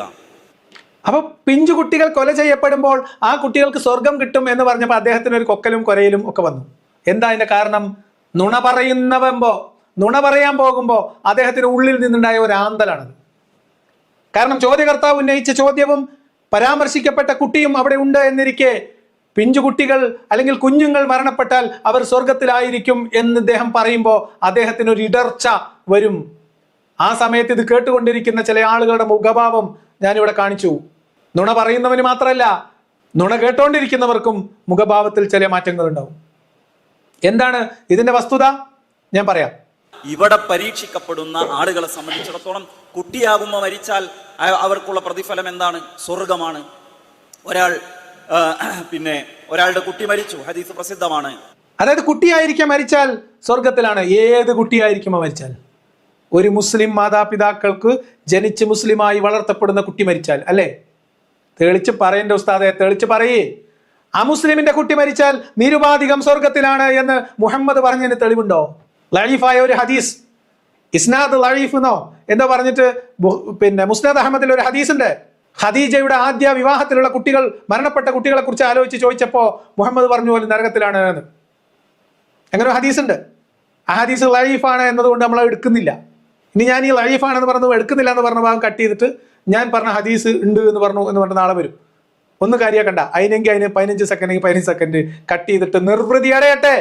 വിഷയാധിഷ്ഠിതമായി പറഞ്ഞ കാര്യങ്ങളെ പ്രസക്ത ഭാഗങ്ങൾ ഉൾപ്പെടുത്തി മറുപടി പറയാൻ ഇവർക്ക് പാങ്ങില്ല. റഫീഖ് സലഫി ദുബായിൽ നിന്ന് വന്നിട്ട് ആകെ എടുത്ത എന്താ 10 സെക്കൻഡ്. എന്നിട്ട് ആകെ പറഞ്ഞ മറുപടി എന്താ? ഞാൻ പറഞ്ഞത് നുണയാണ്, വേറെ കുറെ കിതാബിലുണ്ട് എന്ന്. എടുത്തോണ്ട് വരണം മിസ്റ്റർ കിതാബുകൾ. നമ്മൾ വിഷയത്തിലേക്ക് വരുന്നുണ്ട്, ബദറിലേക്ക് വരുന്നുണ്ട്. ഹിജ്റയിലേക്കും മുഹമ്മദിനെ കൊലപ്പെടുത്താൻ മുഹമ്മദിന്റെ ശത്രുക്കളായിരുന്ന ആളുകൾ നിശ്ചയിച്ചതും അങ്ങനെ ഒരു സംഭവമേ ഇല്ല, ഉണ്ടായിട്ടില്ല എന്ന് ഞാൻ പറഞ്ഞത് പച്ചക്കള്ളമാണ് എന്നാണ് റഫീഖ് സലഫി പറഞ്ഞത്. എടുത്തോണ്ട് വാ സലഫി, പരിശോധിക്കാം നമുക്ക്. മുഹമ്മദിന്റെ പാരാനോയിഡ് പേഴ്സണാലിറ്റി അല്ലേ, തോന്നലുകൾ, അപ്പുറത്ത് നിൽക്കുന്നവൻ എന്നെ കൊല്ലാൻ വാളെടുക്കുന്നു, തോക്കെടുക്കുന്നു, കുന്തം മൂർച്ച കൂട്ടുന്നു എന്ന് ഒന്നുകിൽ വെറുതെ തോന്നുക, അല്ലെങ്കിൽ തോന്നുന്നു എന്ന ഭാവേന ആ കൂട്ടം മനുഷ്യരെ ആക്രമിക്കാൻ കോപ്പുകൂട്ടുക എന്ന മുഹമ്മദിന്റെ കുടില തന്ത്രം എന്നതിനപ്പുറത്തേക്ക് ഒരു സംഭവവും ഹദീസിലില്ല. നിങ്ങൾ എടുത്തോണ്ട് വാ. ഞാൻ നുണ പറഞ്ഞു എന്നാണ് നുണയാവോ? എടുത്തോണ്ട് വരണം മിസ്റ്റർ. ദുഫായി എന്ന് വന്നപ്പോ ഹദീസിന്റെ ഒരു പേജ് കൂടി കാണിച്ചുകൂടായിരുന്നോ? നിങ്ങൾ പറഞ്ഞ സംഭവം അത് നമ്മൾ വേറെ വിഷയമാണ്, വേറെ ചർച്ച ചെയ്യും. എന്തായാലും റഫീഖ് സലഫി കൊത്തിയല്ലോ, അത് നമുക്ക് വരാം, അതിലേക്കൊക്കെ വരാം, എല്ലാം എടുക്കും. ആലോചിക്കണം നിങ്ങൾ, 10-20 ആള്, അതിനൊത്ത സംവിധാനം, ഞാനിവിടെ ഒറ്റക്കൊരാള്, ചെറുങ്ങനെ ഒരു സിസ്റ്റം സംവിധാനം, അതുള്ളൂ. അപ്പൊ അതുകൊണ്ട് സമയമെടുക്കും, ക്ഷമ വേണം. മറുപടി പറയാതെ വിടില്ല, ഒരെണ്ണത്തിനെ വിടില്ല. ഇനി പറഞ്ഞത് ഒരു തെളിവ് കൂടി പറയാം. ഉഖബ ഇബ്നു അബീ മുഅയ്ത്തിനെ കൊല ചെയ്യാൻ വേണ്ടി അള്ളാഹുവിന്റെ തീരുമാനം വരുന്നതിന് മുൻപ് ബദറിൽ ബന്ദിയാക്കി പിടിച്ച ഉഖബ ഇബ്നു അബീ മുഅയ്ത്തിനെ കൊല്ലാൻ വേണ്ടി പിടിക്കുമ്പോൾ ഉഖബ മുഹമ്മദിനോട് ചോദിക്കുന്നത് എന്റെ കുട്ടികൾക്ക് ആരാളുള്ളത് നബിയെ മുഹമ്മദേന്ന്? ചെറിയ കുട്ടികള്. മുഹമ്മദ് പറഞ്ഞു നരകമാണ് എന്ന് പറഞ്ഞു. ഞാൻ പറഞ്ഞാലേ ഉസ്താദ്മാർ വയൽ പറഞ്ഞാണ് കിതാബിൽ എഴുതി വെച്ചതാണ്. അപ്പം അങ്ങനെ സ്വന്തം മകൻ, അതായത് മാരിയത്തുൽ ഖിബ്തിയയിൽ ജനിച്ച ഇബ്രാഹിം എന്ന് പറയുന്ന കുട്ടി മരണപ്പെട്ടപ്പോ മുഹമ്മദ് പറഞ്ഞത് ആ കുഞ്ഞിന്, അതായത് ഇബ്രാഹിമിന് മുലയൂട്ടാൻ അവിടെ ഉമ്മമാരുണ്ട്, സ്വർഗത്തിൽ ഉമ്മമാരുണ്ട് എന്നാണ്. അതേ സമയത്ത് മുശ്രിക്കായ ഒരു മനുഷ്യന്റെ കുട്ടി മരിച്ചപ്പോ, മുശ്രിക്കായ കുട്ടി, ചെറിയ കുട്ടി മരിച്ചപ്പോ അതിനെക്കുറിച്ച് ചോദിച്ചപ്പം ആ കുട്ടി ജനിച്ച് ജീവിച്ച് വലുതായി വളർന്നു വന്ന് അദ്ദേഹം അല്ലെങ്കിൽ ആ കുട്ടി എന്തൊക്കെ പ്രവർത്തികൾ ചെയ്യുമായിരുന്നു എന്ന് അള്ളാഹുവിന് മുൻകൂട്ടി അറിയാം, അത് വെച്ചിട്ട് അള്ളാഹ് കണക്കൂട്ടി കൊടുത്തോളും എന്നാണ്. അപ്പൊ മുസ്ലിമായ മുഹമ്മദിന്റെ കുട്ടി മരിച്ചപ്പം നിരുപാധികം സ്വർഗത്തിൽ മുലയൂട്ടാൻ ഉമ്മമാരും, മുഹമ്മദിന്റെ സമകാലികരായിട്ടുള്ള മുശ്രിക്കായ ഒരു കുടുംബത്തിലെ ഒരു കുട്ടി മരിച്ചപ്പോ ആ കുട്ടി ജനിച്ച് ജീവിച്ചെങ്കിൽ എന്താവും തീരുമായിരുന്നു എന്ന് അള്ളാഹ്ക്കറിയാം, അതുകൊണ്ട് അത് വെച്ച് അള്ളാഹ് കണക്ക് നോക്കി കൊടുത്തോളും എന്ന് മുഹമ്മദ് പറഞ്ഞ ഇരട്ടത്താപ്പാണ് മുഹമ്മദിന്റെ ഈ കാര്യത്തിലുള്ള സമീപനം. അതറിയാവുന്നത് കൊണ്ടാണ് ഉസ്താദിന് കുട്ടികളായിരിക്കാൻ മരിച്ചാൽ സ്വർഗത്തിലാകും എന്ന് പറയുമ്പോൾ ഒരു കൊക്കലും കൊരയും ഒക്കെ വരുന്നത്. കാരണം നുണ പറയുമ്പോൾ ഉണ്ടാവുന്ന ഒരു അസ്വസ്ഥതയാണത്. അപ്പൊ അത് നുണയാണ്, നിരുപാധികം അല്ല. ഇനി ക്രൂരമായ പീഡനത്തിനിരയാവുകയും ആക്രമിക്കപ്പെടുകയും നീതി നിഷേധിക്കപ്പെടുകയും ചെയ്യുന്നവർക്ക് പരലോകത്ത് നീതി നടപ്പിലാക്കുമെങ്കിൽ ഗോവിന്ദച്ചാമി സൗമ്യ വിഷയത്തിൽ നിങ്ങളുടെ അള്ളാഹു നടപ്പിലാക്കാൻ പോകുന്ന നീതി എന്താണ് എന്ന് പറയാൻ ആർജവമുള്ള ഉസ്താദുമാരുണ്ടെങ്കിൽ രംഗത്ത് വരണം. ഗോവിന്ദച്ചാമി മരിച്ചിട്ടില്ല, ജയിലിലുണ്ട്. ഏതെങ്കിലും ഒരു സലഫി എന്തെങ്കിലും ഒരു കേസിൽപ്പെട്ട് ജയിലിൽ പോവുകയോ അല്ലെങ്കിൽ ജയിലിൽ ദൈവത്തിന് പോവുകയോ ചെയ്തിട്ട്, നമ്മളിവിടെ ഒരു ഉണ്ണികൃഷ്ണൻ ജയിലിൽ നിന്ന് ക്രിമിനൽ കേസിൽ ജയിലിൽ പോയി ഉണ്ണികൃഷ്ണൻ ഷഹാദത്ത് കലിമയിൽ പുറത്തിറങ്ങിയിട്ടുണ്ട്. ആ ഉണ്ണികൃഷ്ണൻ അദ്ദേഹത്തിന്റെ ക്രൂരതയ്ക്ക് ഇരയായ ആളുകൾ അവിടെ അള്ളാഹു അവർക്ക് നീതി കൊടുക്കുന്നത് വല്ല നരകത്തിലിട്ടിട്ടല്ലേ? ഈ ഗോവിന്ദച്ചാമി ഷഹാദത്ത് കലിമ ചൊല്ലി മുസ്ലിമായി മരിച്ചാൽ നിങ്ങൾ അള്ളാഹു ഗോവിന്ദച്ചാമി സ്വർഗത്തിലും കാഫിറ എന്ന നിലക്ക് മരണപ്പെട്ട സൗമ്യ നരകത്തിലും നിങ്ങളെ നീതി അനുസരിച്ചിട്ട്, നിങ്ങൾ അള്ളാഹ് ഖുർആനിൽ പറഞ്ഞ നീതി അനുസരിച്ചിട്ട് ഉളുപ്പുണ്ടോ എന്ന് ഞാൻ ചോദിക്കുന്നില്ല. കാരണം എന്താ, ചോദിച്ചിട്ട് കാര്യമില്ല, വെറുതെ എന്തിനാ. നിങ്ങൾ ശ്രദ്ധിക്കേണ്ടത് അറിയോ, ഈ ഉസ്താദ് ഇപ്പൊ വലിച്ചു നീട്ടി ഇത്രയൊക്കെ ഉത്തരം പറഞ്ഞു, ചോദ്യം അവിടെ കിടക്കുന്നുണ്ട്, ചോദ്യം ഇപ്പോഴവിടെ വെർജിനായിട്ട് കിടക്കുന്നുണ്ട്, ആരും തൊട്ടിട്ടില്ല. അപ്പോൾ മറ്റേ ഉസ്താദിനെ, ഇതിനേക്കാൾ ഒരു മുന്തിയ ഉസ്താദിനൊരു തോന്നല്, അല്ല ഈ ചോദ്യം ഇങ്ങനെ വിട്ട് കഴിഞ്ഞാൽ പല ആൾക്കാർക്ക് പ്രശ്നം ഉണ്ടാവും. കാരണം ഇതൊക്കെ അള്ളാഹിന്റെ തലയിൽ വെക്കാനാണോ ഈ ചോദ്യത്തിന്റെ ഉദ്ദേശം, അല്ലെങ്കിൽ ഉത്തരം കേട്ടിട്ട് ചില ആൾക്കാർക്കെങ്കിലും ഇപ്പൊ ഇവിടെ ഉണ്ടായ ഈ ക്രൂരതയുടെ ഉത്തരവാദിത്തം അള്ളാഹിന്റെ തലയിൽ കെട്ടിവെക്കാനുള്ള ചില ശ്രമമാണോ എന്ന് അദ്ദേഹത്തിന് സംശയം. അതുകൊണ്ട് അദ്ദേഹം നീച്ചിട്ട് പറഞ്ഞു, ഇതൊന്നും നിങ്ങൾ അള്ളാഹിന്റെ തലയിൽ കെട്ടിവെക്കാൻ നോക്കിയാൽ ഞങ്ങൾ സമ്മതിക്കൂല, നിങ്ങൾക്ക് അതിന് കഴിയൂല എന്നാണ് ഉസ്താദ് പറഞ്ഞത്. ഉസ്താദിനോട് പറയാനുള്ളത്, എന്നെ കൊണ്ട് അത് കജ്ജും ജഡ്ജും, ഞാനത് ചെജ്ജും ജഡ്ജും നിങ്ങൾ കണ്ടോളി. ബാക്കി സുഹൃത്ത് ഷാജി പറഞ്ഞ കാര്യത്തിലേക്ക് ചെറിയൊരു ആടി. 4 വയസ്സുകാരിയായ ഒരു കുട്ടിയെ സ്വന്തം അച്ഛൻ്റെ സഹോദരൻ തന്നെ ലൈംഗികമായി ചൂഷണം ചെയ്ത് പീഡിപ്പിച്ചു. ആ കുട്ടിയുടെ അമ്മ ആ കുഞ്ഞിനെ പുഴയിലേക്ക് വലിച്ചെറിഞ്ഞു കൊന്നു. ഇത് രണ്ടും ദൈവികമായ ഏതെങ്കിലും മാർഗനിർദ്ദേശത്തിന്റെ അടിസ്ഥാനത്തിലാണ് ചെയ്തത് എന്ന് പറയാൻ ആർക്കും സാധിക്കുകയില്ല. എനിക്ക് സാധിക്കും. ഖുർആൻ അള്ളാഹ് പറഞ്ഞിട്ടുണ്ട്, ഇത് അള്ളാഹുവിന്റെ മാർഗനിർദ്ദേശത്തിന്റെ അടിസ്ഥാനത്തിലല്ല, അള്ളാഹുവിന്റെ തീരുമാനത്തിന്റെ അടിസ്ഥാനത്തിൽ. എന്താ മാർഗനിർദ്ദേശം തീരുമാനം തമ്മിലുള്ള വ്യത്യാസം? മാർഗനിർദ്ദേശം അത് ഒരാൾ സ്വമേധയാ ഉൾക്കൊണ്ട് പ്രവർത്തിക്കണം. പക്ഷെ അള്ളാഹുവിന്റെ ഉദ്ദേശമാണെങ്കിലോ, അള്ളാഹുവിന്റെ ഉദ്ദേശം, അള്ളാഹു ഉദ്ദേശിച്ചത് അള്ളാഹു നടപ്പിലാക്കും. അതുകൊണ്ട് കേവലമായ മാർഗനിർദ്ദേശത്തിന്റെ അടിസ്ഥാനത്തിൽ മറ്റൊരാൾ പ്രവർത്തിച്ചതല്ല, അള്ളാഹുവിന്റെ ഉദ്ദേശത്തിന്റെ അടിസ്ഥാനത്തിൽ, അള്ളാഹുവിന്റെ മുൻ നിശ്ചയപ്രകാരം, അള്ളാഹുവിന്റെ തീരുമാനപ്രകാരം അള്ളാഹു കാണിച്ച ക്രൂരകൃത്യമാണിത്.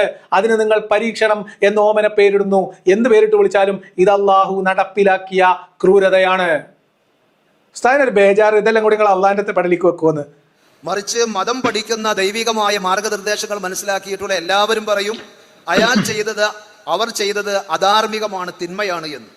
അതുകൊണ്ട് തന്നെ ദൈവത്തെ പ്രതിക്കൂട്ടിൽ നിർത്തിക്കൊണ്ട് ഇത് ദൈവത്തിന്റെ തലയിൽ കെട്ടിവെക്കാൻ ഏത് യുക്തിവാദ ചിന്തയിൽ നിന്ന് ശ്രമിച്ചാലും സാധിക്കുകയില്ല. അതിന് വലിയ മൂത്ത യുക്തിവാദ ചിന്തയൊന്നും വേണ്ട. കോമൺ സെൻസ് നിങ്ങളെ പരിപാടിയിൽ ഓഫ് ചെയ്ത് വെക്കണം എന്ന് പറഞ്ഞില്ലേ, ഉപയോഗിക്കരുത് എന്ന് പറഞ്ഞില്ലേ, വഴിപഴച്ചു പോകുമെന്ന് പറഞ്ഞില്ലേ. കോമൺ സെൻസ് ഉപയോഗിച്ചാൽ ആ കോമൺ സെൻസ് ഉപയോഗിച്ച് കിതാബ് വായിക്കുന്നവർക്ക്, ഖുർആൻ വചനങ്ങൾ വായിക്കുന്ന ആർക്കും മനസ്സിലാകും ഇതിന്റെ ഉത്തരവാദിത്തത്തിൽ നിന്ന് അള്ളാഹുവിന് തലയൂരാൻ പറ്റൂല. ഇതൊന്നും അള്ളാഹിന്റെ പടലിക്ക് വെക്കണ്ടാന്നോ? പിന്നെ ആരെ പടലിക്ക് വെക്കണം? ഇദ്ദേഹം ചെയ്ത അധാർമിക പ്രവൃത്തിയാണോ? ഒരാൾ ധർമ്മനിഷ്ഠയിൽ ജീവിക്കണോ, അധർമ്മം പ്രവർത്തിക്കണോ എന്നും, ആര് എന്ത് ധർമ്മം പ്രവർത്തിക്കണമെന്നും ആര് എന്ത് അധർമ്മം പ്രവർത്തിക്കണമെന്നും അള്ളാഹുവിന്റെ തീരുമാനമുണ്ട്. ഖുർആൻ ആയത്തുകൾ വരി വരിയായി നിങ്ങൾക്ക് തെളിവ് വരും. വെയിറ്റ് ചെയ്യും. അപ്പൊ ഉസ്താദിന്റെ ബേജാറെന്താ? ഇതൊന്നും അള്ളാഹിന്റെ തലയിൽ വെക്കരുത്, നിങ്ങൾ ഏത് യുക്തിവാദികൾ ശ്രമിച്ചിട്ട് കാര്യമില്ല എന്നാണ്. ഒരു യുക്തിവാദി വേണ്ട, അള്ളാഹ് സ്വമേധയാ ഇതിന്റെ ഉത്തരവാദിത്തം ഖുർആനിൽ ഏറ്റെടുത്തിട്ടുണ്ട്. തെളിവ് തരാം. വിശ്വാസികൾ കമന്റ് ബോക്സിൽ ഉറഞ്ഞു തുള്ളുന്ന വിശ്വാസികളോട് പറയാം, നിങ്ങൾ ക്ഷമിക്ക്, നിങ്ങൾക്ക് തെളിവ് തരും, ഖുർആനിൽ നിന്ന് തെളിവ് തരും. നിങ്ങൾ ഓപ്പൺ ഡയലോഗ് എന്ന് പറഞ്ഞ് പൊതുജനങ്ങളുടെ ചോദ്യങ്ങളെ കബളിപ്പിച്ച് അവരെ വട്ടം കറക്കി, അല്ലെങ്കിൽ ആ ചോദ്യത്തിൽ നിന്ന് ഒഴിഞ്ഞു മാറി വേറെ റൂട്ടിൽ കൊണ്ടുപോയാൽ ഇതൊക്കെ വെളുത്ത് കിട്ടും, ഇതൊക്കെ ശരിയായി കിട്ടും എന്ന് വിചാരിച്ചാൽ നിങ്ങൾക്ക് തെറ്റി. ഇത് അള്ളാഹിന്റെ പടലിക്ക് വെക്കും. അതായത് മറ്റേ ഉസ്താദ് 10 മിനിറ്റ് ഉത്തരം പറഞ്ഞിട്ട് ഈ ഉസ്താദിനൊരു സംശയം, ഇതൊക്കെ പറഞ്ഞാലും ഇതിന്റെ ഉത്തരവാദിത്തം അവസാനം അള്ളാഹിന്റെ തലയിൽ വരും എന്ന്. അതുകൊണ്ട് അദ്ദേഹം മുൻകൂറായിട്ട് അള്ളാഹ്ക്ക് വേണ്ടി വന്നിട്ട് പറയാണ്, ഇത് നിങ്ങൾ അള്ളാഹിന്റെ പടലിക്ക് കെട്ടിവെക്കാൻ നോക്കരുത് എന്ന്. കെട്ടിവെക്കണ്ട, ഇത് അള്ളാഹുവിന്റെ തലയിൽ നിന്ന് ഉത്ഭവിച്ചതാണ്, അള്ളാഹുവിന്റെ ഉത്തരവാദിത്തം. ഇത് അള്ളാഹുവിന്റെ ഉത്തരവാദിത്തമല്ല, ഇത് അള്ളാഹുവിന്റെ തീരുമാനമല്ല എന്ന് പറയാൻ ഈ പറഞ്ഞ ഉസ്താദിന് ധൈര്യം ഉണ്ടോ? ഞാൻ ചോദിക്കുകയാണ്. ധർമ്മം അധർമ്മമാണ് അത്രേ. ധർമ്മം എവിടുന്ന് എങ്ങനെയാ നമുക്ക് നോക്കാം. രണ്ടാമത്തെ ഒരു കാര്യം, മതം പറയുന്ന വിശ്വാസവും ആദർശവും സ്വീകരിച്ച ആളെ സംബന്ധിച്ചിടത്തോളം ഇതിന് പരലോകം പ്രതിഫലമായിട്ട് കിട്ടാനുണ്ട്. പരലോകത്ത് കുറ്റവാളിക്ക് അതിൻ്റെതായ ശിക്ഷ കിട്ടും. അനർഹമായി കൊല ചെയ്യപ്പെട്ട ആ കുട്ടിയാണെങ്കിൽ, പീഡിപ്പിക്കപ്പെട്ട ഒരു വ്യക്തിയാണെങ്കിൽ അവർക്ക് അതിൻ്റെതായ നീതിയുടെ ഒരു ലോകമുണ്ട് എന്നത് സമാധാനത്തിന്റെയും പ്രതീക്ഷയുടെയും ഒരു തുരുത്താണ്. എന്നിട്ട് ചോദിക്കുന്നത്, ഇതൊന്നും ഇല്ലാത്ത സത്യനിഷേധികൾക്ക് ദൈവമില്ല എന്ന് പറഞ്ഞു കൊടുക്കുന്നവർക്ക് എന്താ പറയാനുള്ളത് എന്നാ വേറെ ചോദ്യം. അതുകൊണ്ടൊന്നും ഇത് അള്ളാഹിന്റെ പടലിൽ നിന്ന് പോകില്ല. നിങ്ങൾ പറയുന്നതിന് നിങ്ങൾക്ക് ഉത്തരവാദിത്തമുണ്ട്. നിങ്ങൾ അള്ളാഹ് പറഞ്ഞ് നിങ്ങൾക്ക് അള്ളാഹ്ക്ക് ഉത്തരവാദിത്തമുണ്ട്. അതുകൊണ്ട് ഇത് അള്ളാഹിന്റെ പടലിൽ ആരും കെട്ടിവെക്കണ്ട. എന്നിട്ട് ഈ ഉസ്താദ് മറുപടി പറഞ്ഞു, എന്നിട്ടും ആങ്കർക്ക് ഒരു സമാധാനമില്ല, ഉസ്താദ് ഇങ്ങനെയൊക്കെ പറഞ്ഞാലും ഇത് ആരെങ്കിലൊക്കെ അള്ളാഹിന്റെ തലയിൽ തന്നെ കെട്ടിവെക്കും എന്ന് അടുത്ത ആൾക്ക് വീണ്ടും സംശയം. അതുകൊണ്ട് അദ്ദേഹം അടുത്ത ചോദ്യത്തിലേക്ക് വേഗം പോകാം എന്ന് പറഞ്ഞു വന്നിട്ട് അടുത്ത ചോദ്യത്തിലേക്ക് ക്ഷണിക്കുന്നതിന് മുമ്പ് വീണ്ടും ഒന്നുകൂടി പറയാണ്, ഇതൊന്നും അള്ളാഹിന്റെ ഉത്തരവാദിത്തമല്ല. അള്ളാഹ് 2 ഓപ്ഷൻ കൊടുത്തിരുന്നു, ഒരു ഓപ്ഷൻ ഇയാൾ തിരഞ്ഞെടുത്തു, അതിന് അള്ളാഹിനെ കുറ്റം പറയാൻ പറ്റുമോ എന്നാണ് അടുത്ത ചോദ്യം. കേട്ടോളി. നമ്മൾ അടുത്ത ഒരു ചോദ്യത്തിലേക്ക് പോകുന്നു. വളരെ ക്ലിയറായി നമുക്ക് വിഷയങ്ങൾ വ്യക്തത വന്നിരിക്കുകയാണ്. ഒരു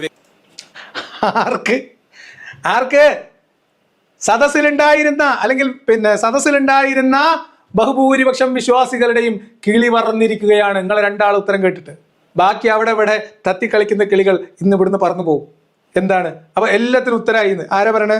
ഉസ്താദ് തന്നെ. എന്നിട്ട് ഉസ്താദ് എന്താ പറയണേ? ഈ ഉസ്താദ് എന്താ പറയണേ? കേട്ടോളി. വ്യക്തിക്ക് അയാളുടെ ജീവിതത്തിലും ജന്മത്തിലും അയാളുടേതായ സ്വാതന്ത്ര്യങ്ങളുണ്ട്, ഇഖ്തിയാറുകളുണ്ട്. അയാൾക്ക് ശരിയിൽ സഞ്ചരിക്കാം, തെറ്റിൽ സഞ്ചരിക്കാം. ജീവിക്കാനും മുന്നോട്ട് പോകാനും ആയുസ് കൊടുത്ത പടച്ചവൻ അയാൾക്ക് ഗൈഡൻസും കൊടുത്തിട്ടുണ്ട്. ഇങ്ങനെയാണ് ജീവിക്കേണ്ടത്, ഇങ്ങനെയാണ് നിർവഹിക്കേണ്ടത്. സ്വാഭാവികമായിട്ടും അതിൽ നിന്ന് അയാൾ ഒന്ന് സെലക്ട് ചെയ്യുന്നു. അയാൾ ബലാത്സംഗം ചെയ്യുക എന്നത് സെലക്ട് ചെയ്യുന്നു, ആ കുട്ടിയെ സ്നേഹിക്കുക എന്നുള്ളതിന് പകരം. അതിൻ്റെ ആത്യന്തികമായി പടച്ചോനെ സംബന്ധിച്ചിടത്തോളം അതിലൊരു ബാധ്യതയില്ല. പടച്ചോൻ എന്ത് ചെയ്യും? ഈ ചെയ്ത തെറ്റിന് ഒരുപക്ഷെ ദുന്യാവിൽ തന്നെ അർഹമായ ശിക്ഷ കൊടുക്കും, ഇല്ലെങ്കിൽ പരലോകത്ത് എന്തായാലും സമ്പൂർണ്ണമായ നീതി ഉണ്ടാകും എന്നതുകൂടി ആഡ് ചെയ്യുന്നു. നമ്മൾ അടുത്ത ചോദ്യകർത്താവിലേക്ക് പോകാം. അതായത് എന്നിട്ടും മറ്റേ ഉസ്താദ് നിങ്ങൾ അള്ളാഹിന്റെ പള്ളിയിൽ കെട്ടിവെക്കാൻ നോക്കണ്ടെന്ന് പറഞ്ഞിട്ട് ഈ ഉസ്താദിന് ഒരു മെനാവുന്നില്ല. അപ്പോൾ ഉസ്താദ് പറഞ്ഞു ഇഖ്തിയാറുണ്ട്, എന്ത് ചോയ്സ് കൊടുത്തിട്ടുണ്ട്, വിവേചനാധികാരം കൊടുത്തിട്ടുണ്ട്. അതുകൊണ്ട് ബലാത്സംഗം ഒരു ഓപ്ഷൻ അള്ള കൊടുത്തിരുന്നു, രക്ഷിതാവിനെ പോലെ സ്നേഹിക്കുക എന്നൊരു ഓപ്ഷൻ കൊടുത്തിരുന്നു. ഇയാൾ ഇത് തെരഞ്ഞെടുത്തു, ഇനി അള്ളാഹിനെ കുറ്റം പറയാൻ പാടില്ല എന്നാണ്. അതായത് അള്ളാഹുവിന്റെ 2 ഓപ്ഷനുകളിൽ നിന്ന് ഇദ്ദേഹത്തിന്റെ ഇഖ്തിയാർ കൊണ്ട് തെരഞ്ഞെടുത്ത ഒരു ഓപ്ഷനാണ്. അതുകൊണ്ട് ഇതിൽ അള്ളാഹിനെ കുറ്റം പറയുന്നതിൽ കാര്യമില്ല എന്നാണ് ഇദ്ദേഹം പറഞ്ഞത്. കേൾക്കുമ്പോൾ നമുക്ക് കുഴപ്പമില്ല, ന്യായമായിട്ടുള്ള ഒരു സംഗതിയായിട്ട് തോന്നും. പക്ഷെ സംഗതിയുടെ കിടപ്പുവശം അങ്ങനെയല്ല. മുഹമ്മദും അള്ളാഹുവിനെ കുറിച്ച് പറഞ്ഞ ഒരു ഹദീസ് ഞാൻ ആദ്യം നിങ്ങളുടെ മുമ്പിലേക്ക് വരാം. ഇദ്ദേഹം പറഞ്ഞ എന്താണ്? അള്ളാഹുവിന്റെ ഉദ്ദേശം അല്ല, അള്ളാഹു അത് തീരുമാനിച്ചിട്ടില്ല, ഇയാളുടെ ഇഖ്തിയാറാണ്, ക്രൂരകൃത്യത്തിൽ അള്ളാഹുവിന് പങ്കില്ല, അള്ളാഹുവിന്റെ പടലിക്ക് വെക്കാൻ നോക്കണ്ട, ഒരു യുക്തിവാദിക്കും സാധിക്കൂല എന്നല്ലേ? മുഹമ്മദ് പണ്ടേ ഇതൊക്കെ അള്ളാഹിന്റെ പടലിക്ക് വെച്ചിട്ടാണ് മൺമറഞ്ഞു പോയിട്ടുള്ളത് എന്നാലോചിക്കണം. അള്ളാഹു തന്നെ ഇതൊക്കെ സ്വമേധയാ ചുമലിൽ കയറ്റി വെച്ചത് ഖുറാനിൽ എഴുതി വെച്ചിട്ടുണ്ട്. നമുക്ക് പ്രധാനപ്പെട്ട 3-4 പോയിന്റുകൾ പരിശോധിക്കാം. ഇനി തെളിവുകളിലേക്ക് പോവാണ്, കേട്ടോളി. ഇനി തെളിവ് കേൾക്കുമ്പോൾ നമ്മൾ ഫുൾ സ്ക്രീനിൽ തന്നെ കേൾക്കാം, എനിക്ക് വായിക്കണേ വായിക്കുകയും ചെയ്യാം. ഇത് ഒരു ഹദീസാണ്, സഹീഹ് മുസ്ലിം 2664 പറയപ്പെടുന്ന ഒരു ഹദീസ്. സത്യവിശ്വാസിയാണ് ദുർബലനായ വിശ്വാസിയേക്കാൾ ഉത്തമനും അള്ളാഹുവിന് ഏറ്റവും പ്രിയങ്കരനും ഇവരിൽ നന്മയുണ്ടെങ്കിൽ കൂടിയും. ഇനി നിങ്ങൾ നോക്ക്, നിനക്ക് വല്ല ദോഷവും ബാധിച്ചാൽ, അതായത് ഒരാൾക്ക് എന്തെങ്കിലും ഒരു അപകടം, ഒരു ദുരന്തം സംഭവിക്കുന്നുവെങ്കിൽ, ഞാൻ ഇപ്രകാരം ചെയ്തിരുന്നെങ്കിൽ ഇപ്രകാരമെല്ലാം സംഭവിക്കുമായിരുന്നല്ലോ എന്ന് നീ പറയരുത്. മറിച്ച് നീ ഇപ്രകാരം പറയുക. എപ്രകാരം? ചോപ്പ് മഷിയിൽ രേഖപ്പെടുത്തിയ ഭാഗം വിശ്വാസികൾ വേണമെങ്കിൽ ഒരു ബിസ്മിയും കൂടി കൂട്ടി വായിച്ചോളിയും. അള്ളാഹുവിന്റെ വിധി അവൻ ഉദ്ദേശിച്ചത്, എന്താ പറഞ്ഞ? അള്ളാഹുവിന്റെ വിധി, അള്ളാഹു ഉദ്ദേശിച്ചത് അവൻ പ്രവർത്തിക്കുന്നു. അള്ളാഹു ഉദ്ദേശിച്ചത് അവൻ പ്രവർത്തിക്കുന്നു. എന്താണ് ഇതിൽ നിന്ന് നമ്മൾ മനസ്സിലാക്കേണ്ടത്? ഒന്ന്, അള്ളാഹുവിന്റെ അറിവ്. ഞാൻ പറയാണ് 3-4 സ്റ്റേറ്റ്മെന്റ്, അതിനൊക്കെ തെളിവും തന്നിട്ടേ പോളൂ. അള്ളാഹുവിന്റെ അറിവ്, എല്ലാ കാര്യങ്ങളും അള്ളാഹുവിന് മുന്നറിവുണ്ട്, എല്ലാ കാര്യങ്ങളും അള്ളാഹുവിനെ അറിയാം. ഇതാണ് അള്ളാഹുവിന്റെ അറിവിനെ കുറിച്ചുള്ള വിശ്വാസം. എന്ന് മാത്രമല്ല, അള്ളാഹു ഇതെല്ലാം രേഖപ്പെടുത്തി വെക്കപ്പെട്ടിട്ടുണ്ട്. അള്ളാഹുവിന്റെ രേഖപ്പെടുത്തൽ, അള്ളാഹുവിന്റെ രേഖ പുസ്തകം എന്ന് പറഞ്ഞാൽ എന്തൊക്കെ സംഭവിക്കും, ആരൊക്കെ എന്തൊക്കെ ചെയ്യും, എപ്പോഴൊക്കെ എന്തൊക്കെ കാര്യങ്ങളാണ് നടക്കാൻ പോകുന്നത് എന്ന് അള്ളാഹുവിന് മുൻകൂട്ടി അറിയാം. അള്ളാഹു അത് രേഖപ്പെടുത്തി വെക്കപ്പെട്ടിട്ടുണ്ട്. ഇത് അള്ളാഹുവിനെ കുറിച്ചുള്ള വിശ്വാസത്തിന്റെ ഭാഗമാണ്. ഇനി എല്ലാം അള്ളാഹുവിൽ നിന്നുള്ള സൃഷ്ടിയാണ്. മരണവും ജീവിതവും മഴയും മാത്രമല്ല, നന്മയും തിന്മയും ക്രൂരതയും പൈശാചികതയും എല്ലാം അള്ളാഹുവിന്റെ സൃഷ്ടിയാണ്. നല്ലതും ചീത്തയുമായ എല്ലാ കാര്യങ്ങളും അള്ളാഹുവിൽ നിന്നുള്ളതാണ് എന്നാണ് ഈമാൻ കാര്യം പറയുന്നത്. ഇതിനൊക്കെ അപ്പുറത്തേക്ക് ഒരു സാധനം കൂടിയുണ്ട്, അതാണ് അള്ളാഹുവിന്റെ ഉദ്ദേശം. ഞാൻ പറഞ്ഞില്ലേ എന്താ എൻ്റെ ഉദ്ദേശം എന്ന്? എന്താ അള്ളാഹിന്റെ ഉദ്ദേശം? എന്താ അള്ളാഹിന്റെ ഉദ്ദേശം? നമുക്ക് നോക്കാം. ഇനി ഞാൻ നിങ്ങളുടെ മുമ്പിലേക്ക് തരുന്നത് 2 ഖുർആൻ വചനങ്ങളാണ്. സൂറത്ത് അൻആമിൽ, അതേപോലെ തന്നെ സൂറത്ത് ഹജ്ജിൽ. ഒന്ന് അള്ളാഹുവിന്റെ അറിവ്, അതിനും രേഖപ്പെടുത്തലിനെ കുറിച്ച് പറയുന്നുണ്ട്. അള്ളാഹുവിന്റെ രേഖപ്പെടുത്തൽ പ്രത്യേകമായി വേറൊരു ആയത്തും ഞാൻ നിങ്ങളുടെ മുമ്പിൽ തെളിവ് തരികയാണ്. വായിച്ചോളി വിശ്വാസികളെ, ഏത് ഖുർആനിലില്ലേ? ഇത് ഞാൻ ഉണ്ടാക്കി പറയുന്നതാണോ, ഞാൻ നുണ പറയുന്നതാണോ എന്ന് റഫീഖ് സലഫിനോടും കൂടി ചോദിച്ചാളി. എന്താണ്? അവന്റെ പക്കലാകുന്നു അദൃശ്യ കാര്യത്തിന്റെ ഖജനാവുള്ളത്, അവനല്ലാതെ അവ അറിയുകയില്ല. കരയിലും കടലുമുള്ളത് അവൻ അറിയുന്നു. ഇനി കേട്ടോ, അവനറിയാതെ ഒരു ഇല പോലും വീഴുന്നില്ല. ഇത് അള്ളാഹുവിന്റെ അറിവാണ്. ഭൂമിയിലെ ഇരുട്ടുകൾക്കുള്ളിൽ ഒളിച്ചിരിക്കുന്ന ഒരു ധാന്യമണിയാകട്ടെ, പച്ചയോ ഉണങ്ങിയതോ ആയ ഏതൊരു വസ്തുവാകട്ടെ, വ്യക്തമായ ഒരു രേഖയിൽ എഴുതപ്പെട്ടതായിട്ടല്ലാതെ ഉണ്ടാവുകയില്ല. അള്ളാഹുവിന്റെ എഴുത്ത്, അള്ളാഹുവിന്റെ രേഖപ്പെടുത്തലിനെ കുറിച്ച് വീണ്ടും ഖുർആനിൽ പറയുന്നു. ഹജ്ജ് 70-ാമത്തെ വചനം, നിനക്കറിഞ്ഞുകൂടെ അള്ളാഹു ആകാശഭൂമികളിലുള്ളതെല്ലാം അറിയുന്നവനാണെന്ന്? നിശ്ചയമായും അത് മുഴുവനും ഒരു ഗ്രന്ഥത്തിൽ ഉണ്ട്, അതായത് രേഖപ്പെടുത്തി വെക്കപ്പെട്ടിട്ടുണ്ട്. അപ്പോൾ അള്ളാഹുവിന്റെ അറിവ്, തീരുമാനം, രേഖപ്പെടുത്തൽ, ഇതൊക്കെ ആയിട്ടോ. ഇനി അള്ളാഹുവിന്റെ ഉദ്ദേശം, അള്ളാഹുവിന്റെ ദുരുദ്ദേശത്തിന്റെ ചില തെളിവുകൾ കൂടി തന്നിട്ട് ഞാൻ നിർത്താം. എന്താണ് അള്ളാഹുവിന്റെ ഉദ്ദേശം? അള്ളാഹു ഉദ്ദേശിക്കുന്നതല്ലാതെ യാതൊന്നും സംഭവിക്കൂല എന്ന് പറഞ്ഞാൽ ഒന്നും സംഭവിക്കൂല എന്നതാണ് വിശ്വാസം.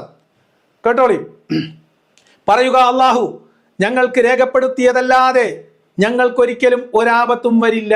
അപ്പൊ പീഡനമായാലും, വെള്ളപ്പൊക്കമായാലും, സ്വന്തം മാതാവിനാൽ കൊല ചെയ്യപ്പെടുന്ന ക്രൂരതയായാലും, അള്ളാഹു രേഖപ്പെടുത്തി വെക്കപ്പെട്ടതല്ലാത്തതൊന്നും ഒരു ദുരന്തവും ഒരാൾക്കും സംഭവിക്കില്ല എന്ന് പറഞ്ഞാൽ, ഈ പറഞ്ഞ പൈശാചിക കൃത്യം, ഈ ക്രൂരകൃത്യം, ഈ ക്രൂരത, ഇത് അള്ളാഹു രേഖപ്പെടുത്തി വെക്കപ്പെട്ടതിന്റെ അടിസ്ഥാനത്തിൽ, അള്ളാഹുവിന്റെ തീരുമാനത്തിന്റെ അടിസ്ഥാനത്തിലുള്ളതാണ്. സൂറത്തു തൗബ 9-ാം അധ്യായത്തിലെ 51-ാമത്തെ വചനം. ഇനിയും തരാം തെളിവ്. അള്ളാഹുവിന്റെ ഉദ്ദേശം എവിടെ? രണ്ടാമത് അള്ളാഹുവിന്റെ ഉദ്ദേശം അള്ളാഹുവിന്റെ ഉദ്ദേശിക്കുന്നതല്ല യാതൊന്നും സംഭവിക്കൂല. വേറൊരു ഭാഗത്ത് നിങ്ങൾ നോക്കൂ, സൂറത്ത് ബഖറയിൽ പറയണ അള്ളാഹു ഉദ്ദേശിച്ചിരുന്നെങ്കിൽ അവർ തമ്മിൽ പോരടിക്കുമായിരുന്നില്ല. അതായത് രണ്ട് വിഭാഗങ്ങൾ തമ്മിൽ കലഹമോ യുദ്ധമോ കച്ചറയൊന്നും ഉണ്ടാവില്ലായിരുന്നു. അള്ളാഹ് ഉദ്ദേശിക്കണേ, അള്ളാഹ് ഉദ്ദേശിച്ചിട്ടില്ല. അള്ളാഹ് ഉദ്ദേശിച്ചത് അവർ തമ്മിൽ പോരടിക്കട്ടെ എന്നാണ്. അള്ളാഹു ഉദ്ദേശിച്ചത് ഈ ക്രൂരകൃത്യം ഇവിടെ നടക്കട്ടെ എന്നാണ്. അള്ളാഹു എഴുതി വെച്ചതും ഇതിങ്ങനെ നടക്കും എന്നാണ്, നടക്കണമെന്നാണ്. ഇനി ഹദീസിലുള്ളതിൽ എനിക്ക് വായിക്കാൻ പറ്റുള്ളൂ ചെറിയ, അല്ലാതെ എനിക്ക് ഉണ്ടാക്കി വായിക്കാൻ പറ്റൂലല്ലോ. അടുത്ത ഖുർആൻ വചനം കേട്ടോളി.